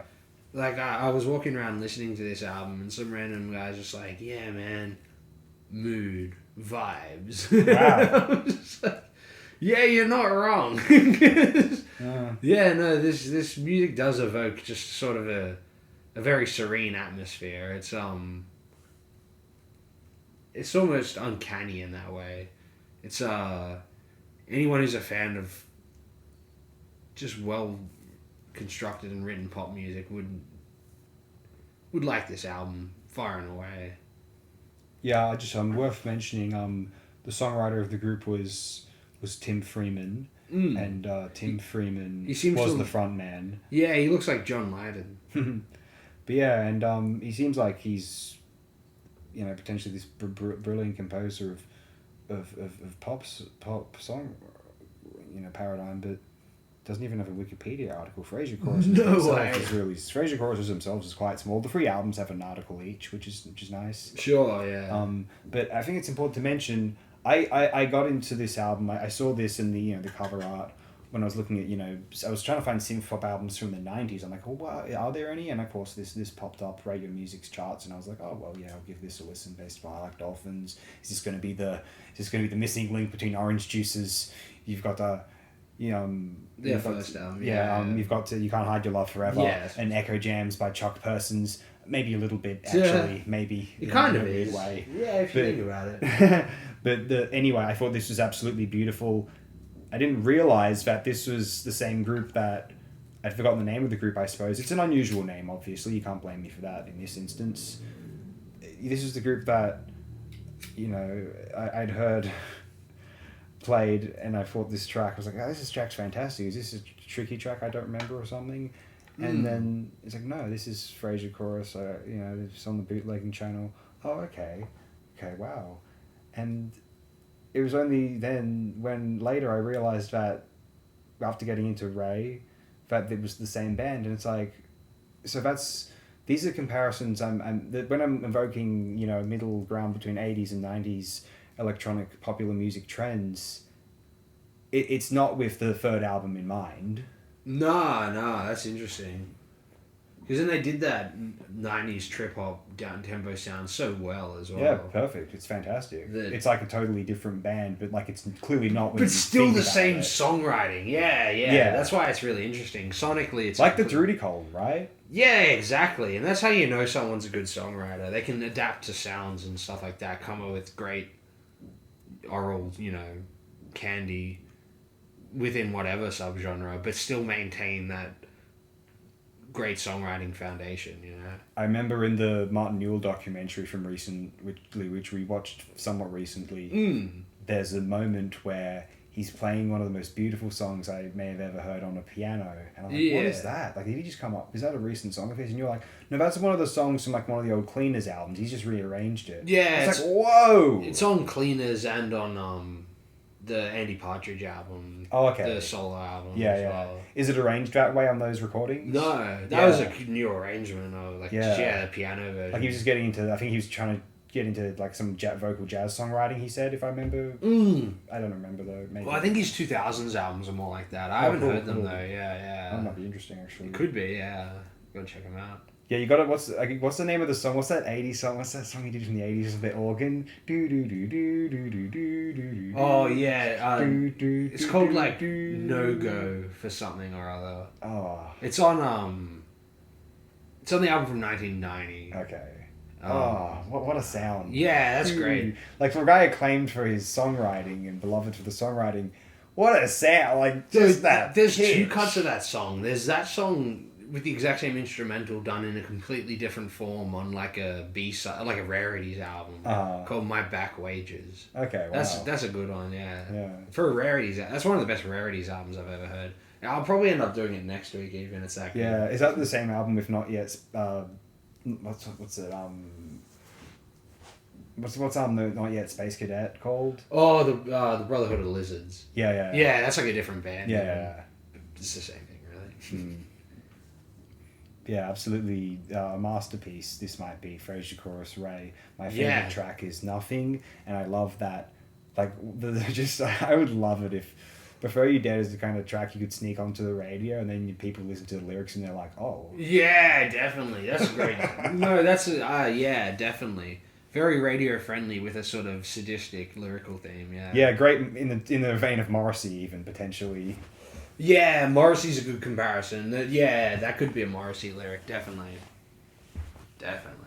Yeah, we're very much endorsing Fraser Chorus's Ray. I haven't spent much time with the first album, but it sounds really good from what time I've spent with it. And the third album's terrific. That's more sophisticated. Yeah, this is a perfect discography, and I don't think there's any, as far as I know, I don't think there's a tragedy that made them split. I think they just chose to do so we can just appreciate that a short, perfect little catalogue oeuvre there without anyone having to endure any great crisis or horrible tragedy in order to have that been the case. Wow. Yeah, remain fiercely independent. Brilliant stuff, guys. Frasier chorus. Tim Freeman is apparently some sort of genius of songwriting. Oh, he's got to be. Next one? Yes, let's next one. Alright. We got the go-between, Spring Hill Fair. Man, look at that album cover. Doesn't that just look like something that your grandparents would show you in the family photo book? Speaking of genius songwriters, like, how do songwriters, like, make you feel like you know them personally, like they're a member of your family?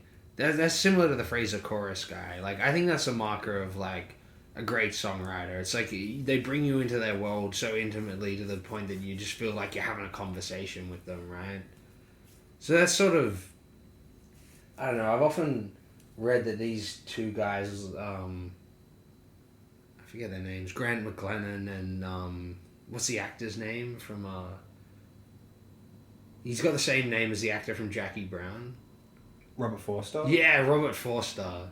The McLennan Forster have often been compared to the Lennon McCartney of 80s jangle pop. And it's interesting because, like, I don't know, that's a bit of a track comparison. Critics always compared songwriting duos to Lennon and McCartney. But these guys sort of go beyond Lennon and McCartney in the sense of, like, so many 80s jangle or, like, British pop bands sort of fall into that realm of imitating Lennon and McCartney. Even, like, a bunch of American bands do as well. Whereas these guys have such a distinct personal sound that, at least, and songwriting style, at least I feel that it could only have come from where they came from geographically. Like, it's rooted in the tradition of that British, Beatles pop and whatnot. But it just, like, yeah, I don't know. My relationship between this band has been a weird one. I didn't really like them as a teenager because it's not punk music. But, like, as I got older, it's not the sort of music, it's not music for teenagers. It's more like arty pop music for, like, people in their 20s and then, like, people who liked it in their 20s like it when they're older. Like, for example, someone I worked with, like, described them as, like, what his brother forced him to listen to it, like, years later. Like 40 years, like only recently, and he's just like, nah, man, I just like Cold Chisel and whatnot. This is like music for weirdos, except for like that one song you hear in the commercials now. That's a good pop song. So it's an interesting measure. It's a song off a later album of how, like, people think about pop music, because these guys definitely fall into the realm of writing, like, pop songs, but also just have such an idiosyncratic style that, like I was saying before, it goes beyond Lennon and McCartney, where, like, I always felt that this band captures, like, an essence of the Australian condition, despite it being rooted in British, pop music in a style. But even more specifically... What's Australia? Yeah, well, that's Australia, exactly. But even more specifically than Australia, it's so heavily rooted in the Queensland condition. So I could see where people removed from that sort of experience wouldn't even notice, and view it in a completely different light. But myself as, like, an Australian who's also had a fairly intimate relationship with Queensland culture and the Queensland condition, it's I find it just so fascinating in that way. And like I said earlier, it's like these songwriters can bring you into their realm as if they're like family. And I think this group have sort of maintained that within Australia, at least Australian, like, cultural gatekeepers or whatever, sort of elevated that. But I just think it, like, their most famous song is called Cattle and Cane, and when you listen to that song, it's amazing how the imagery of just this simple pop music does evoke going through cane fields in Queensland. So that's what I mean by it's so, which is how this guy grew up, It's amazing how, and this album specifically, for me personally, I just feel that all these songs, like, speak to me in that sort of particular way that, like, Australia has been able to capture and say that song, the earlier one, for example. But yeah, I listened to this album and I'm just like, man, did these people have, like, a little, like, window into my head before I was born, or what? It's just so it's amazing that there's music that can do that in such a non-trite, like, roundabout way that it doesn't just have to hook you in straight away. Like their later song, the colleague of mine said was their only good song. Mm-hmm. You know, there's some guy who only like Cold Chisel or whatever. Yeah, I don't know. So yeah, it's just interesting that a band can do both simultaneously. You know, do a sort of artful, labyrinthine, experimental musical approach at the same time as having like a streamlined pop sensibility. You know, and yeah, just. Man, this album is just full of great tracks. I won't even go into specifics. Like, if anybody hasn't heard it, just listen to it. You might not find it fascinating on the first turn by the nature of like this sort of pop music, but trust me, it's got a lot to say. Yeah, you know, I've never loved the Go-Betweens, and it's nothing against them. I can't disagree. If anything, I don't at least. Vast majority of what was said there. I just want to briefly bring up another very interesting example of the Queensland pathology is found in the Saints. I would do Oh, certainly, yeah. The Saints are the other, the other band that do that, definitely. They capture the essence of the Australian and more specifically Queensland condition. Yeah, I think Prehistoric Sounds is one of the great 70s rock albums from any country. Prehistoric Sounds must have inspired, like you listen to the Go-Betweens' first album and it sounds like a more punk version of Prehistoric Sounds. Spring Hill Fair, you know, I haven't spent much time with this album and I'm listening to it recently, and look, you know, I like the songs more when there's louder bass or keys on them. Like and I prefer my jangle when it's more twee, I suspect. When it's this is it's perfectly likable. They're well constructed, very well performed. I don't find them that hooky or gripping, although it is like entertaining and undeniably likable. And this is the album with the least amount of hooks of theirs, probably. Oh, maybe the first one. I appreciate it, and I really like the song where I think it's literally called Slow Music, where they're just saying slow music over and over again. And I think, I don't know if it's this song or another one, it ends really abruptly in a manner that I appreciate. Yeah. No, I'm pretty sure it's slow music. They have a few songs like that. They have a great and identifiable. This is where something I can point out, at least that's not state specific, but you know, I note an Australian sense of humour there, which is not dissimilar to over there in Kiwi band. Split Ends have that. Yeah, and, sure. The Saints have that, certainly. You know, now I'm sleeping. You know, the girl's left me, so I'm sleeping with my dog. Like there's like various and Australian, like weird, like sort of oddball, like almost surreal. Like an Australian wouldn't describe his sense of humour as surreal, but it's surreal of thing. But he doesn't know that word's not in his lexicon, really. The Robert Forster guy was like inspired by like the Beats as well, because you know the Beat revival of the 80s. Yeah, they were sort of in on that, and I think he sort of had one foot of his creative output within that, inspired by that world. You know? Yeah. I think Australia, at least at one time, really lent itself to this sort of world because pre-World War II, there was a very abundant, interwar, there was an abundant Australian surrealist sort of avant-garde community. And also, but the conservative magazines, which were composed the Ern Malley hoax, also equally commendable. And like, the Australian landscape paintings are some of the greatest landscape paintings from any country in the world. Yes. I challenge you, anyone, European nation, the Australian landscape paintings dwarf the American landscape paintings. I think that both the Australian American traditional landscape paintings are very cheesy. Sorry, they are, aren't they? Yeah. Yes, I mean some of the romantic stuff. Some of the artists who came from England did beautiful work. Some of William Blake's work is noted. I think it's William Blake. I really ought to know that.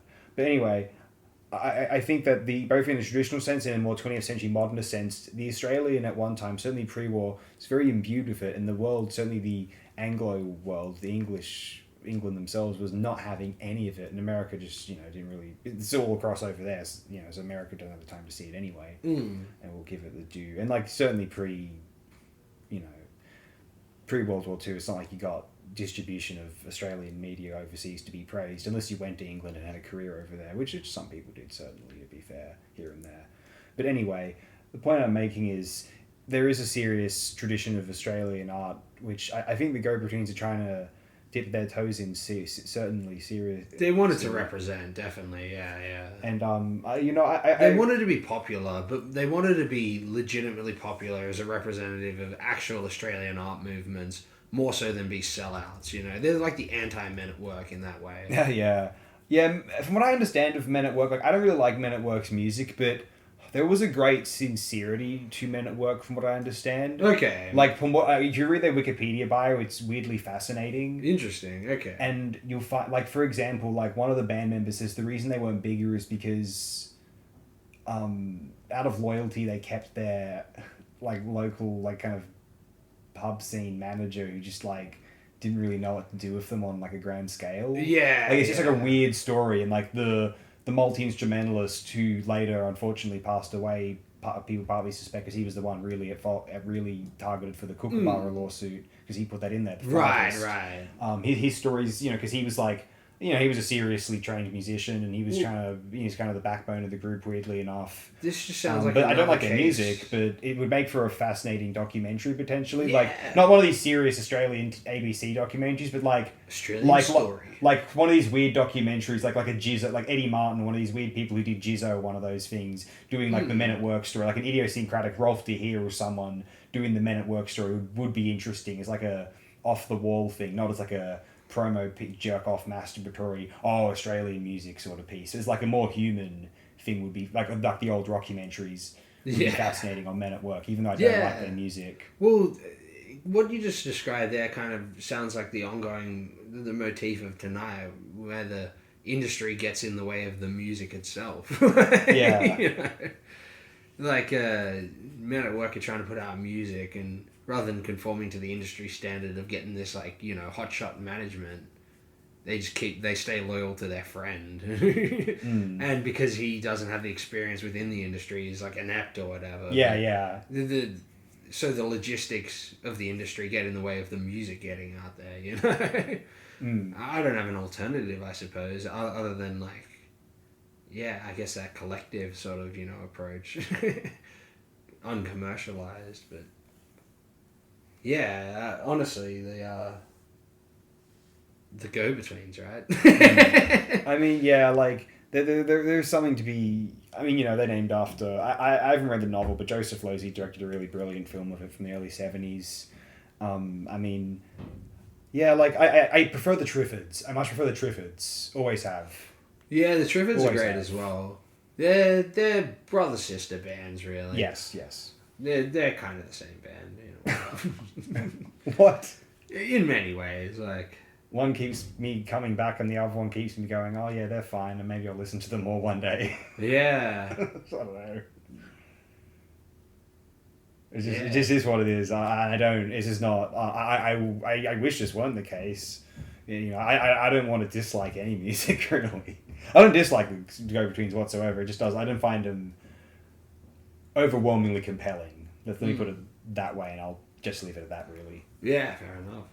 I may as well move on to my next and final pick, I suppose, unless we're complete on the go-betweens here. Yeah. All right. Wonderful.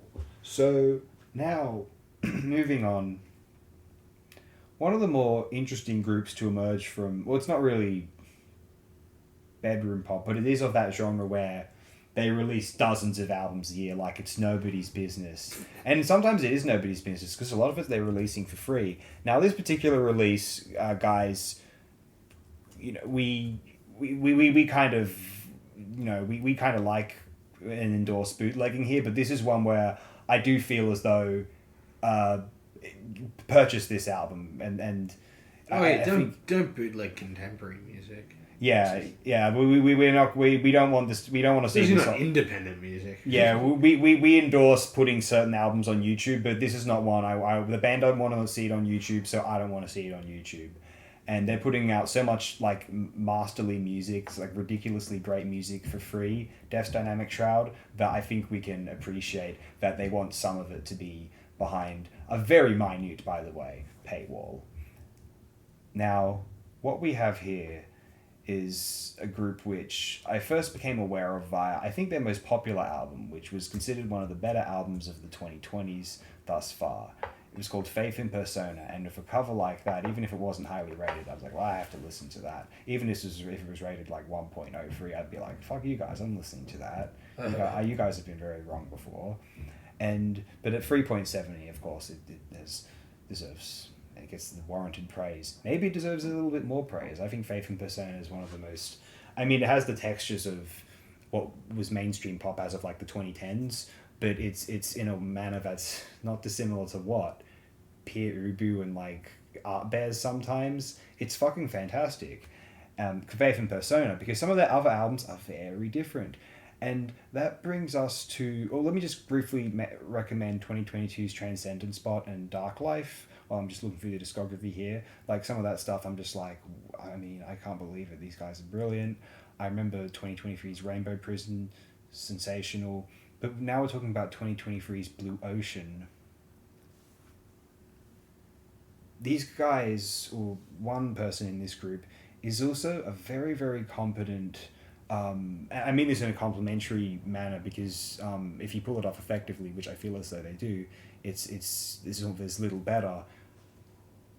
Syd Barrett to Martin Newell to 90s neo-psych in general, think sort of Brian Jonestown Massacre bands, wannabe. But if you are an effective continuation of that tradition, even if, like, I'm going to employ the term wannabe not as a pejorative, but simply as a descriptive, and I think it's beautifully fluent in that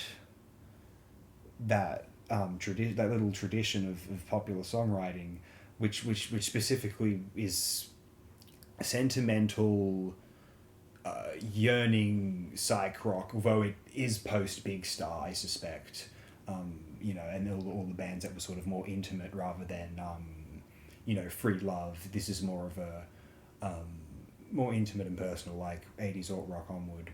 That's why I kind of bring up 90s neo-psych, because I can imagine some of these songs, not the production necessarily, on the album with Holes, Deserter Songs by Mercury Rev, or as the kind of songs which Flaming Lips / Wayne Coyne wishes they were good enough to write. Flaming Lips, the talent is Stephen Droz for the engineering. I don't think Wayne Coyne's a very compelling recording artist. I don't think anyone does. I think some people do, but we call these people a little bit silly. Yeah, the people who bought the Blood record. Yeah, what's that satanic shit all about? That's like when Kiss put their blood in the ink of like a Marvel comic book. I don't know, that might not be true. I think that was like some bullshit they put out, but like I think they did. I don't know. Probably. Someone verify that. Yeah, there's plenty of those fanatics out there who would know actually. Kiss fanatics? Yeah, well, they don't know how to use the internet yet. Oh, they do. Oh, we'll learn that they do. What are people upvoting Kiss Live or something? Kiss Live? I mean, probably. Damn. The internet's run its course, everybody. But this particular Blue Ocean release, 2023, Death's Dynamic Shroud, .wmv. I cannot recommend enough for fans of the following acts of groups: Syd Barrett, the Beatles, Big Star, Mercury Rev, maybe Animal Collective, maybe one of these artists like My Morning Jacket, or some of the more contemporary singer-songwriter artists like who try to use electronics, contemporary modern music production electronics within pop context, like the I guess now contentious Ariel Pink, or some people I've been mentioning like Little Boy Velvet, or I feel like there's someone else I don't remember the other person, but I had someone in my mind who I think has escaped me. In any instance, you could put some you could put Little Ugly Mane / Travis Miller in there. His 2021 album was an odd neo-psych odyssey known as this is volcanic eruption, and no one's gonna blame me for not remembering the name of Volcanic Bird Enemy and The Voiced Concern, but you're never gonna forget that cover art, are you? Anyway, Blue Ocean, it's this is the kind of album where, God forbid, if it were uploaded, and I'm not even being sarcastic, we don't want that, right?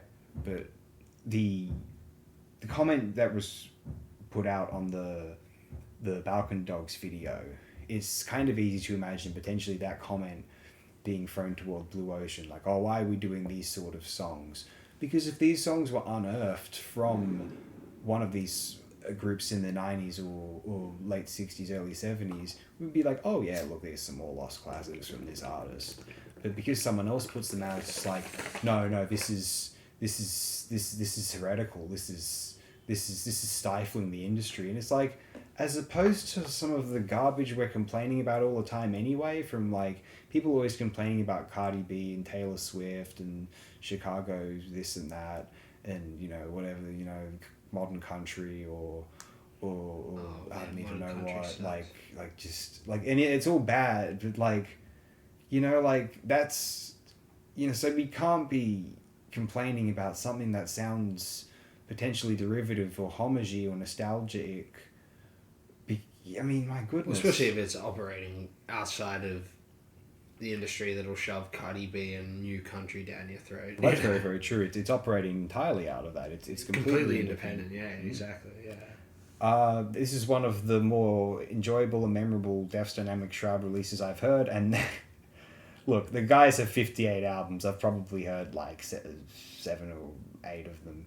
And everything I've heard I really liked. But that's 58. That's one of the ones recently. Hey, we got a new one here. I haven't heard this one. You Like Music from 2024. Like I do like their music. Yeah. And music might be better than ever if we're going to get more from these. Who wants to complain about people churning out like 10 albums a year? That's awesome. Even more music, the better.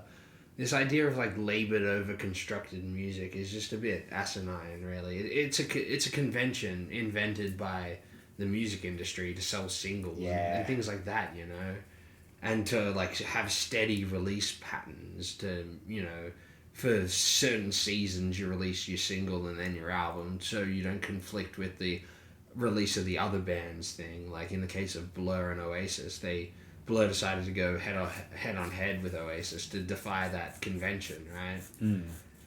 And so like, yeah, that's just consumption patterns of the industry, whereas like people these days churning out 58 albums in 10 years, like, that's a revolutionary act. And that's, like, in my mind, it's just such a creative way of looking at music, because music is so ethereal in that sense. And it's just, like, a captured moment of composition, especially when you can do it so frequently and easily, with computer programs and stuff. You don't have to like labor over these conventional album releases or whatever, right?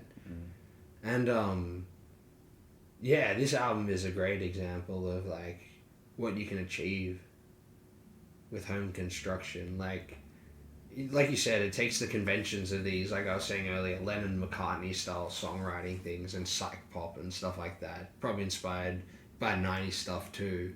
But then it also has like a weird element of, with its hyper genre mashing, like the 90s power pop of like some Weezer-esque band, and then like where that then falls into like, it sort of melds into 2000s like power pop punk and what they call melodic hardcore. It's got a lot of elements of that, and like, what sonically it reminded me a lot of a weird like little tidbit of one of these sort of bands that fit within all those realms is Fugazi. That instrument, the documentary they have, the soundtrack album for that is like this weird little nugget of their discography that is like psych pop, post rock, melodic, post hardcore sort of music. And it's sort of like this album. This falls more into like Lennon-McCartney or psych pop songwriting, but then all the sort of audio experiments and soundscape and driving rhythms and stuff are sort of within that Fugazi realm even. And I found that really fascinating, that like you can still take that sort of pop punk post hardcore sound and still like, and meld it with other genres and come up with good ideas for songs. Like, Because that's similar to like with the Hum Downward is Heavenward. It's like this genre of 90s music that was sort of neglected, you know, that can actually possibly be quite fruitful, you know, and very visceral. And so this album was very good for like, yeah, as a sort of display of like interesting genre bending, you know. You know, Death's Dynamic Shroud, I think I ought to mention here, this is a group from Dayton, Ohio, so potentially a successor to some of the interesting experimental Ohio acts of America's past, namely Devo and Pere Ubu. Yeah, they had some... Ohio always churn out the good musicians somehow. Like Mark Kozlak, he's from Ohio. Oh, yes, very cool, very cool. And I thought it was part of the reason that you have to just for those who aren't familiar with the group so much, I want to really emphasize this point. This is one of the last groups I would have expected to churn out these beautifully manicured traditional psych pop songs, because I know that they engage in this rapid fire, almost Pere Ubu-esque, like particularly when you get to album 3, you know, this unpredictable and kind of aggressively creative, just, I mean, music that would just fry anyone from any of the previous decades, I would imagine. Maybe younger people from the later 2010s, because there was some just unusual stuff coming out in mainstream pop music, not even any good stuff, but just bizarre choices being made in, like, you know, stuff that's meant to be a hooky hit single or hip hop kind of thing, trap, like, but in any instance, regardless, what was going on in, say, an album like Faith and Persona or Transcendent Spot, wild and just what's the word I would use? In a good way, inconsiderate of who's listening. But they're very confident and convicted in what they're putting out there. And yeah, so to have these sort of songs that sound like Mercury Rev tracks at times, I mean, that's just like, I mean, to be perfectly fair, I think that's a band that did a similar thing. They were wild and very Sonic Youth. They were like Sonic Youth, because Sonic Youth churned out some very likable songs. Yeah, and sort of especially songs. But early Mercury Rev is very, like, out there. Yeah, I think of the album Boses, I mean, perfect, you know.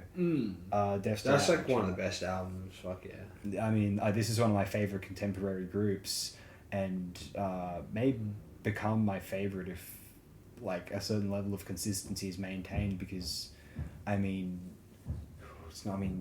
part of the reason why artists like, I sometimes mention Frank Zappa or Alice Coltrane, Sun Ra, Brian Eno, having like some of the best discographies is because they were so large, their discographies, but they were so good and consistent and interesting and always experimenting.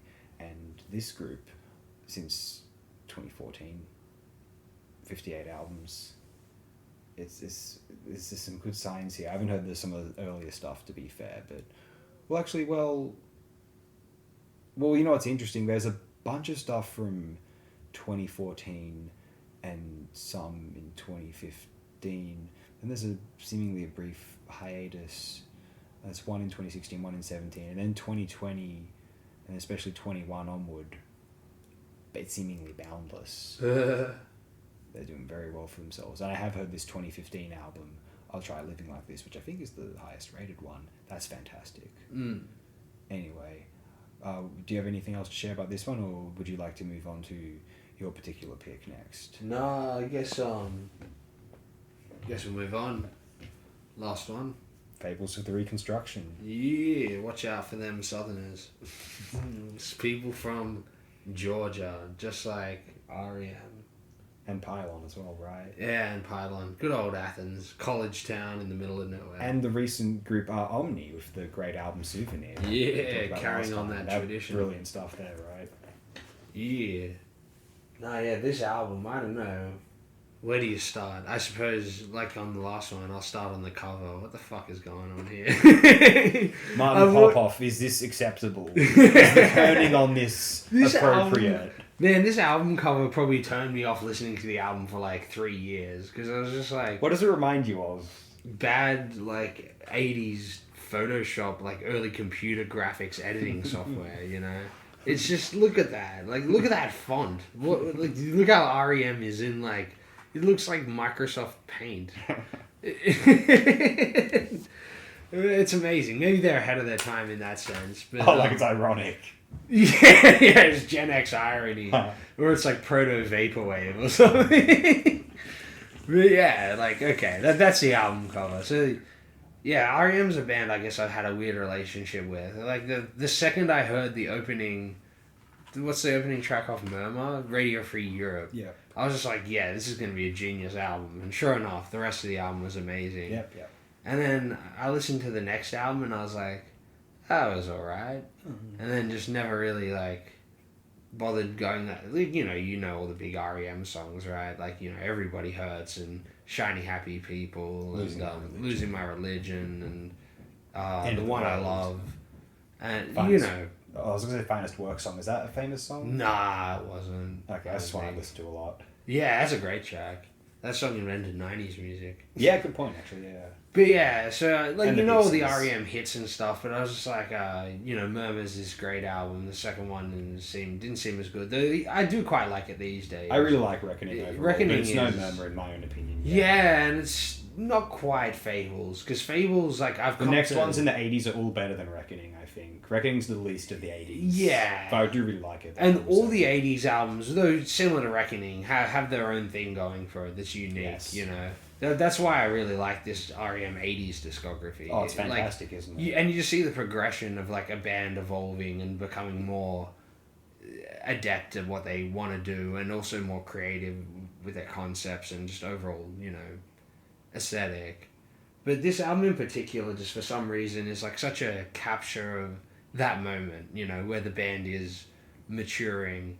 And I think it's a great sort of synthesis of creativity in the naive sense of something like Murmur and that sort of more matured approach they had later on. And it just hits that sweet spot between early and old R.E.M. And so in a way to me, like, it's sort of grown on me where it just feels like the R.E.M. album now, you know what I mean?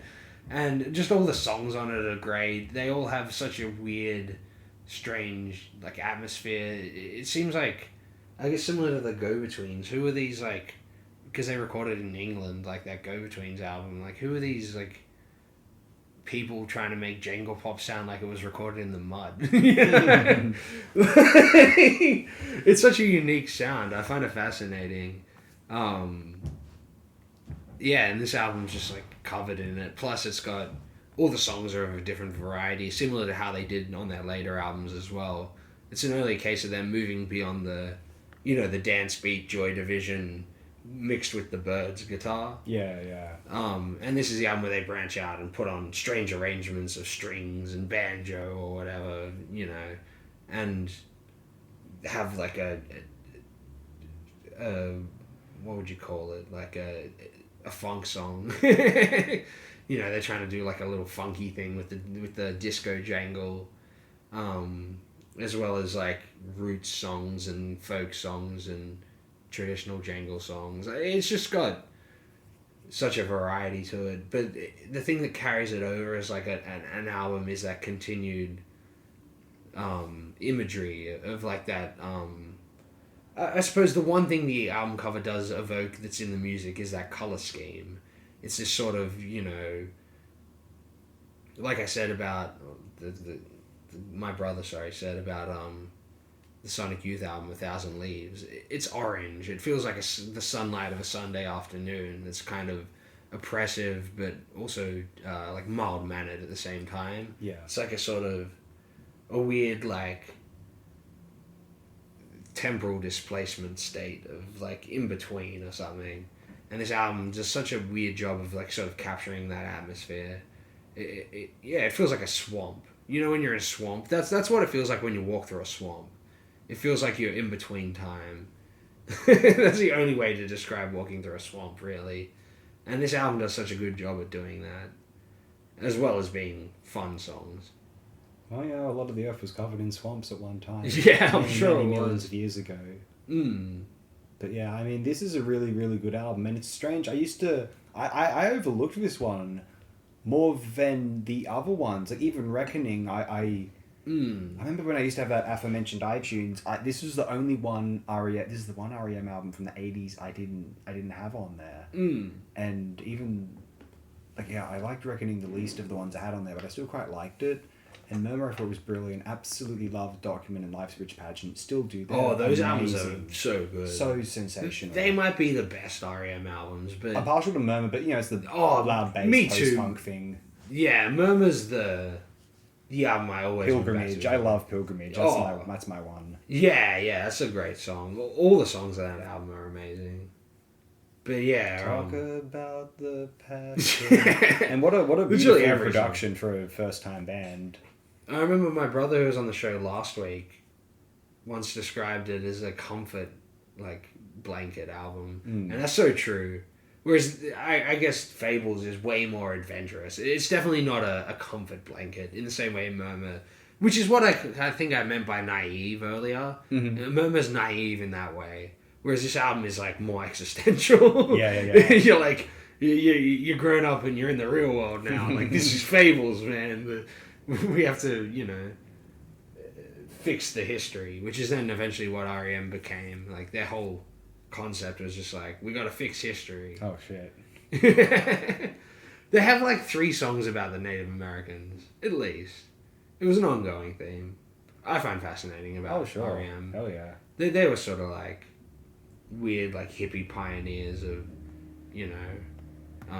transgressional thought, things that the general consensus of a population, especially a population that's covered in pride and stuff like that, Americans, for example, especially Southerners, drape themselves in plausible deniability or something. And REM's the sort of group where people point out, they're those people are obnoxious. They're first world problems. But they're pointing out all the evils of the first world. You know? I think people throw they're a U2-esque band sort of thing at them. Yeah, but U2 doesn't quite seem to be as legitimate. They don't seem to mean it as much. REM seem to actually believe in what they, they're not geniuses, polemicists or something. But they, in a very real human way that we can all act in, things that we know are right, that we can't even articulate. They wanted to sort of start that, Yeah. And I think that's a very noble cause, because who cares who can articulate whatever point the best? That's not important to, a human movement. So I think, and music is so tied into that, the appreciation of music. And so, in a way, the potentiality is even more, to engage the people, Joe Street, as a whole. Music has that potential more than politics, Oh, yeah. But, I think them politicizing music was with that understanding, they understood that very deeply, I feel. And they're very interesting songwriters, Yes.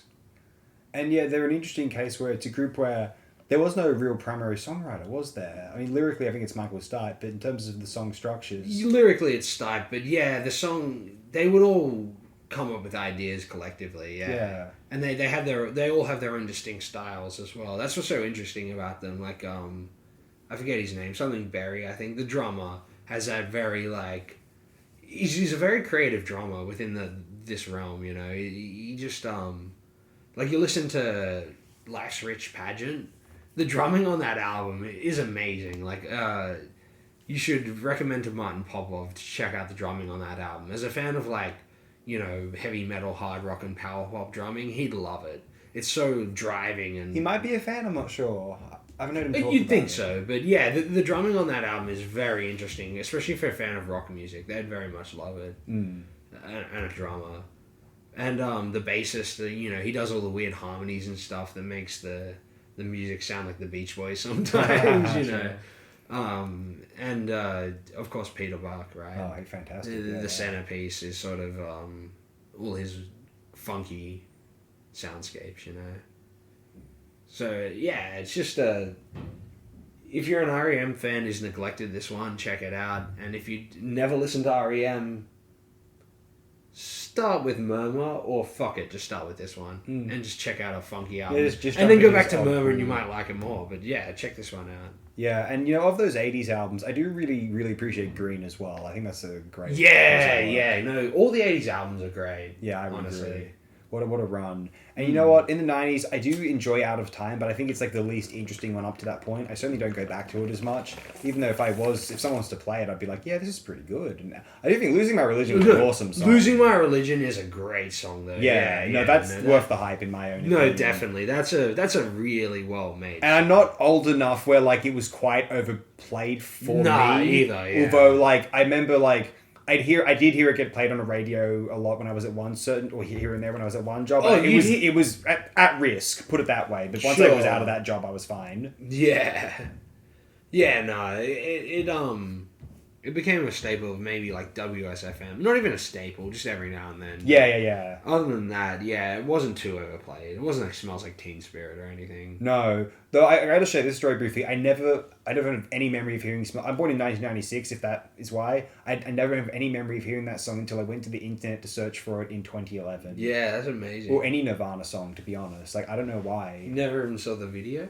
No, I didn't see that many music videos. Like, there's not many music videos I remember seeing prior to going out to see them on the internet, unless they were contemporary to the year they came out. You know what I mean? You know. Oh, that's one of the few they would put on retrospectively, but maybe that was more Rage than say like. I don't remember seeing many older music videos. Oh, stuff like Thriller maybe, but like around the time he passed away, Michael Jackson. But Yeah. I don't remember seeing like many music videos. Like, I just wasn't what I did, I guess. I don't know. Yeah, the music video generation, that's an interesting thing. That's a whole idea for another show. Yeah, it's a shame then we get to... I'm not the biggest fan of Automatic for the People, but I really quite like Monster. Yeah. And then you had... Oh, the best part about Automatic for the People is the album cover. It's okay. What is that thing? Apparently it was just something they saw on the street when they were on the road. It was just outside some like petrol station. It's like something Salvador Dali would be like, I need that. Yeah. Or, do you remember in Blow Up? Do you remember in Blow Up when David Hemming sees this weird like wooden propeller thing and he's like, I need that. In the antique shop. Totally. I don't think he even uses it. Oh man, like you mentioned before as well, Bosses, the Mercury Rev album. Yeah. That album cover as well. That seems like it's like some weird Gucci era sort of like, what's going on They there? must have just seen that on the road as well. I mean, like, what the fuck is that? Let's take a picture of it. Yeah, jeez. Yeah, I'm not the biggest fan then of New Adventures in Hi-Fi. It's alright. And then from what I don't know if I've even bothered to listen to albums like Up, Reveal, and Around the Sun, Accelerate, and Collapse into Now in Full. My samplings of them or starting them, I don't like how REM sounds of this era of production. Sometimes like clarity, quote, clarity unquote, and digital production hurts some rock acts seemingly and jazz acts. Electronic music and hip hop are fine. A lot of pop music is fine, or a lot of pop music trends were kind of insufferable around this time and to this day, to be fair. But and forever anyway. But man, like I don't know, maybe I think the songs as well. Like I think they get into an area where I think they became too big for their own creative good. You know? A lot of artists of this sort, when they get older, they start appreciating, and because like these guys are serious about like songs, like they listen to all sorts of songs, right? These probably listen to country music and stuff too. Yeah, like a lot of these artists get to an age, and a lot of people of that age bracket at that part of it, because at that time they started getting into they're listening to music in their homes in like these systems, CD systems. And they're listening to these people tell stories in their songs. And that's what they start to like. And they start to like these, like country music and the songs about stories, not necessarily about hooks. It's maybe there's like a nice melody in there and the vocally and with a guitar or whatever. But I think it's vaguely like adult contemporary where it's like, it's just almost like they enjoy the narratives and the fact that it's a song. Adult contemporary songs don't have narratives, though. No, that's a good point. But I mean, they have banal sort of like. You're talking more about folk music. Folk music's music that has narratives. Well, this is not adjacent to folk music necessarily aesthetically, but in terms of how people appreciate it, maybe different audiences. Maybe people who listen to folk music are a bit more down to earth, maybe. But sure. This sort of stuff's very hype. I mean, folk music can be very well produced as well, but just I don't know. It's not like folk music. You think is trying to get back to something. Well, late REM move away from folk music and fall more into pop music, and they just they try to become the world's... the same thing happened to U2, really. Yeah. So once again, bring U2 back into the REM conversation. Simple Minds as well. Like, what's that even going for? Yeah. I guess they're probably thinking these songs are telling a story about this. Yeah, well, Simple Minds have probably just had to pay the record companies back. Yeah, still? Yeah. Okay. They never have to stop. Whereas, I guess OMD don't have the debts. You know what? The members of REM, I've watched interviews of them in like the 90s and 2000s, and they seem still like regular, like sure, they're normal guys or whatever. It doesn't seem like success has really gone to their heads in like a profound way. Yeah, but not like how people see the public displays of U2 culminating in the iTunes thing. Except for Peter Buck notoriously got really drunk on an airplane in like the late 90s and like assaulted like a hostess. Or, something like that. Yeah, I've actually never heard that. That's one of his big things or whatever. That is a bummer, I will admit that. So there might have been that tension there, but Michael Stipe seems, and the bassist, I forget his name, because the drummer left. Because the drummer in the late 90s had like a near-death experience from some health issue and had to leave the band for a while. I think that's somewhat familiar, yeah. So they're all just sort of regular people, other than, I guess, Peter Buck had that one egotistical meltdown.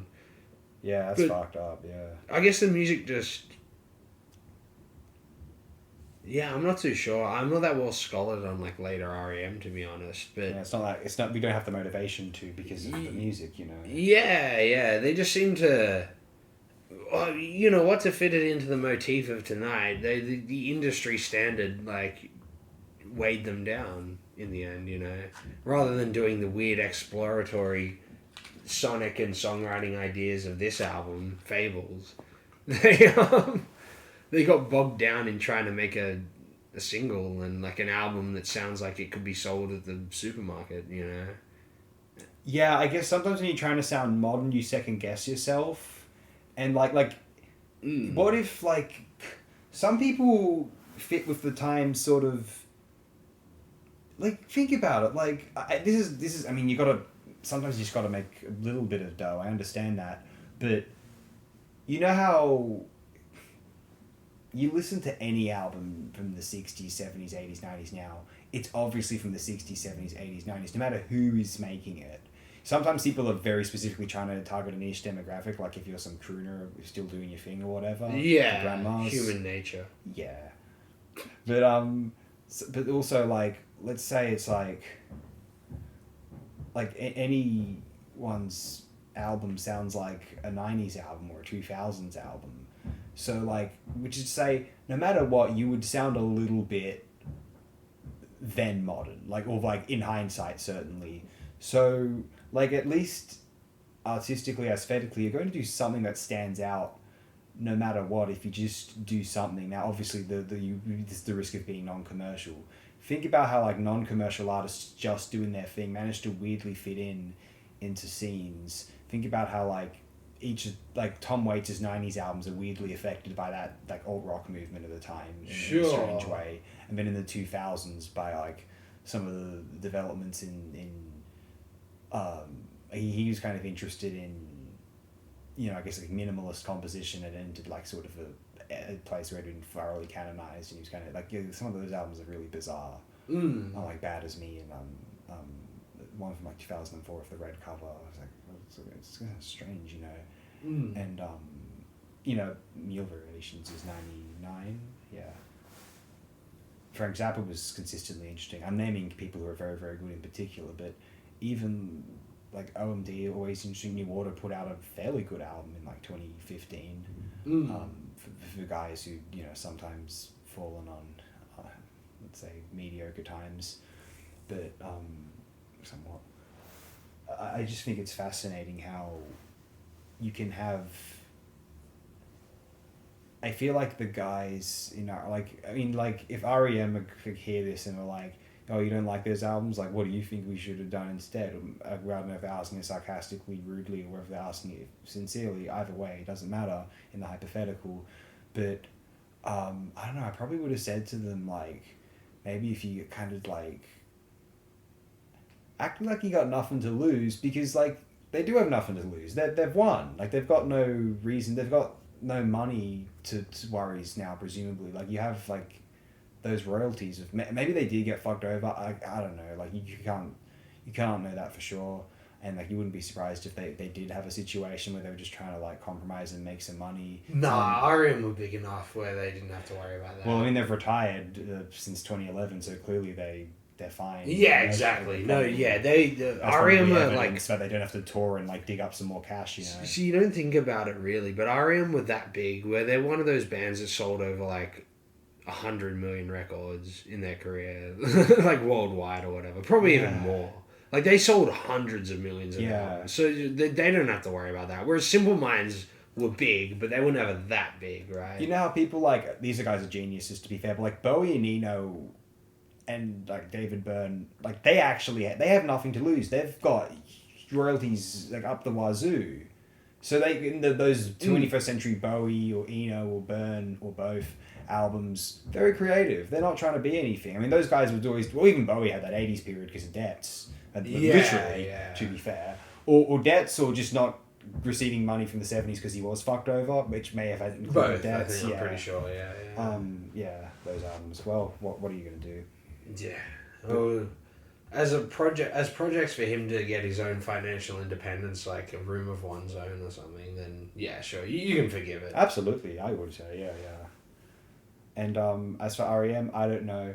R.E.M. one of the more interesting American bands of that era onward. I mean, we talk about... I mean, Sonic Youth are brilliant, and we like...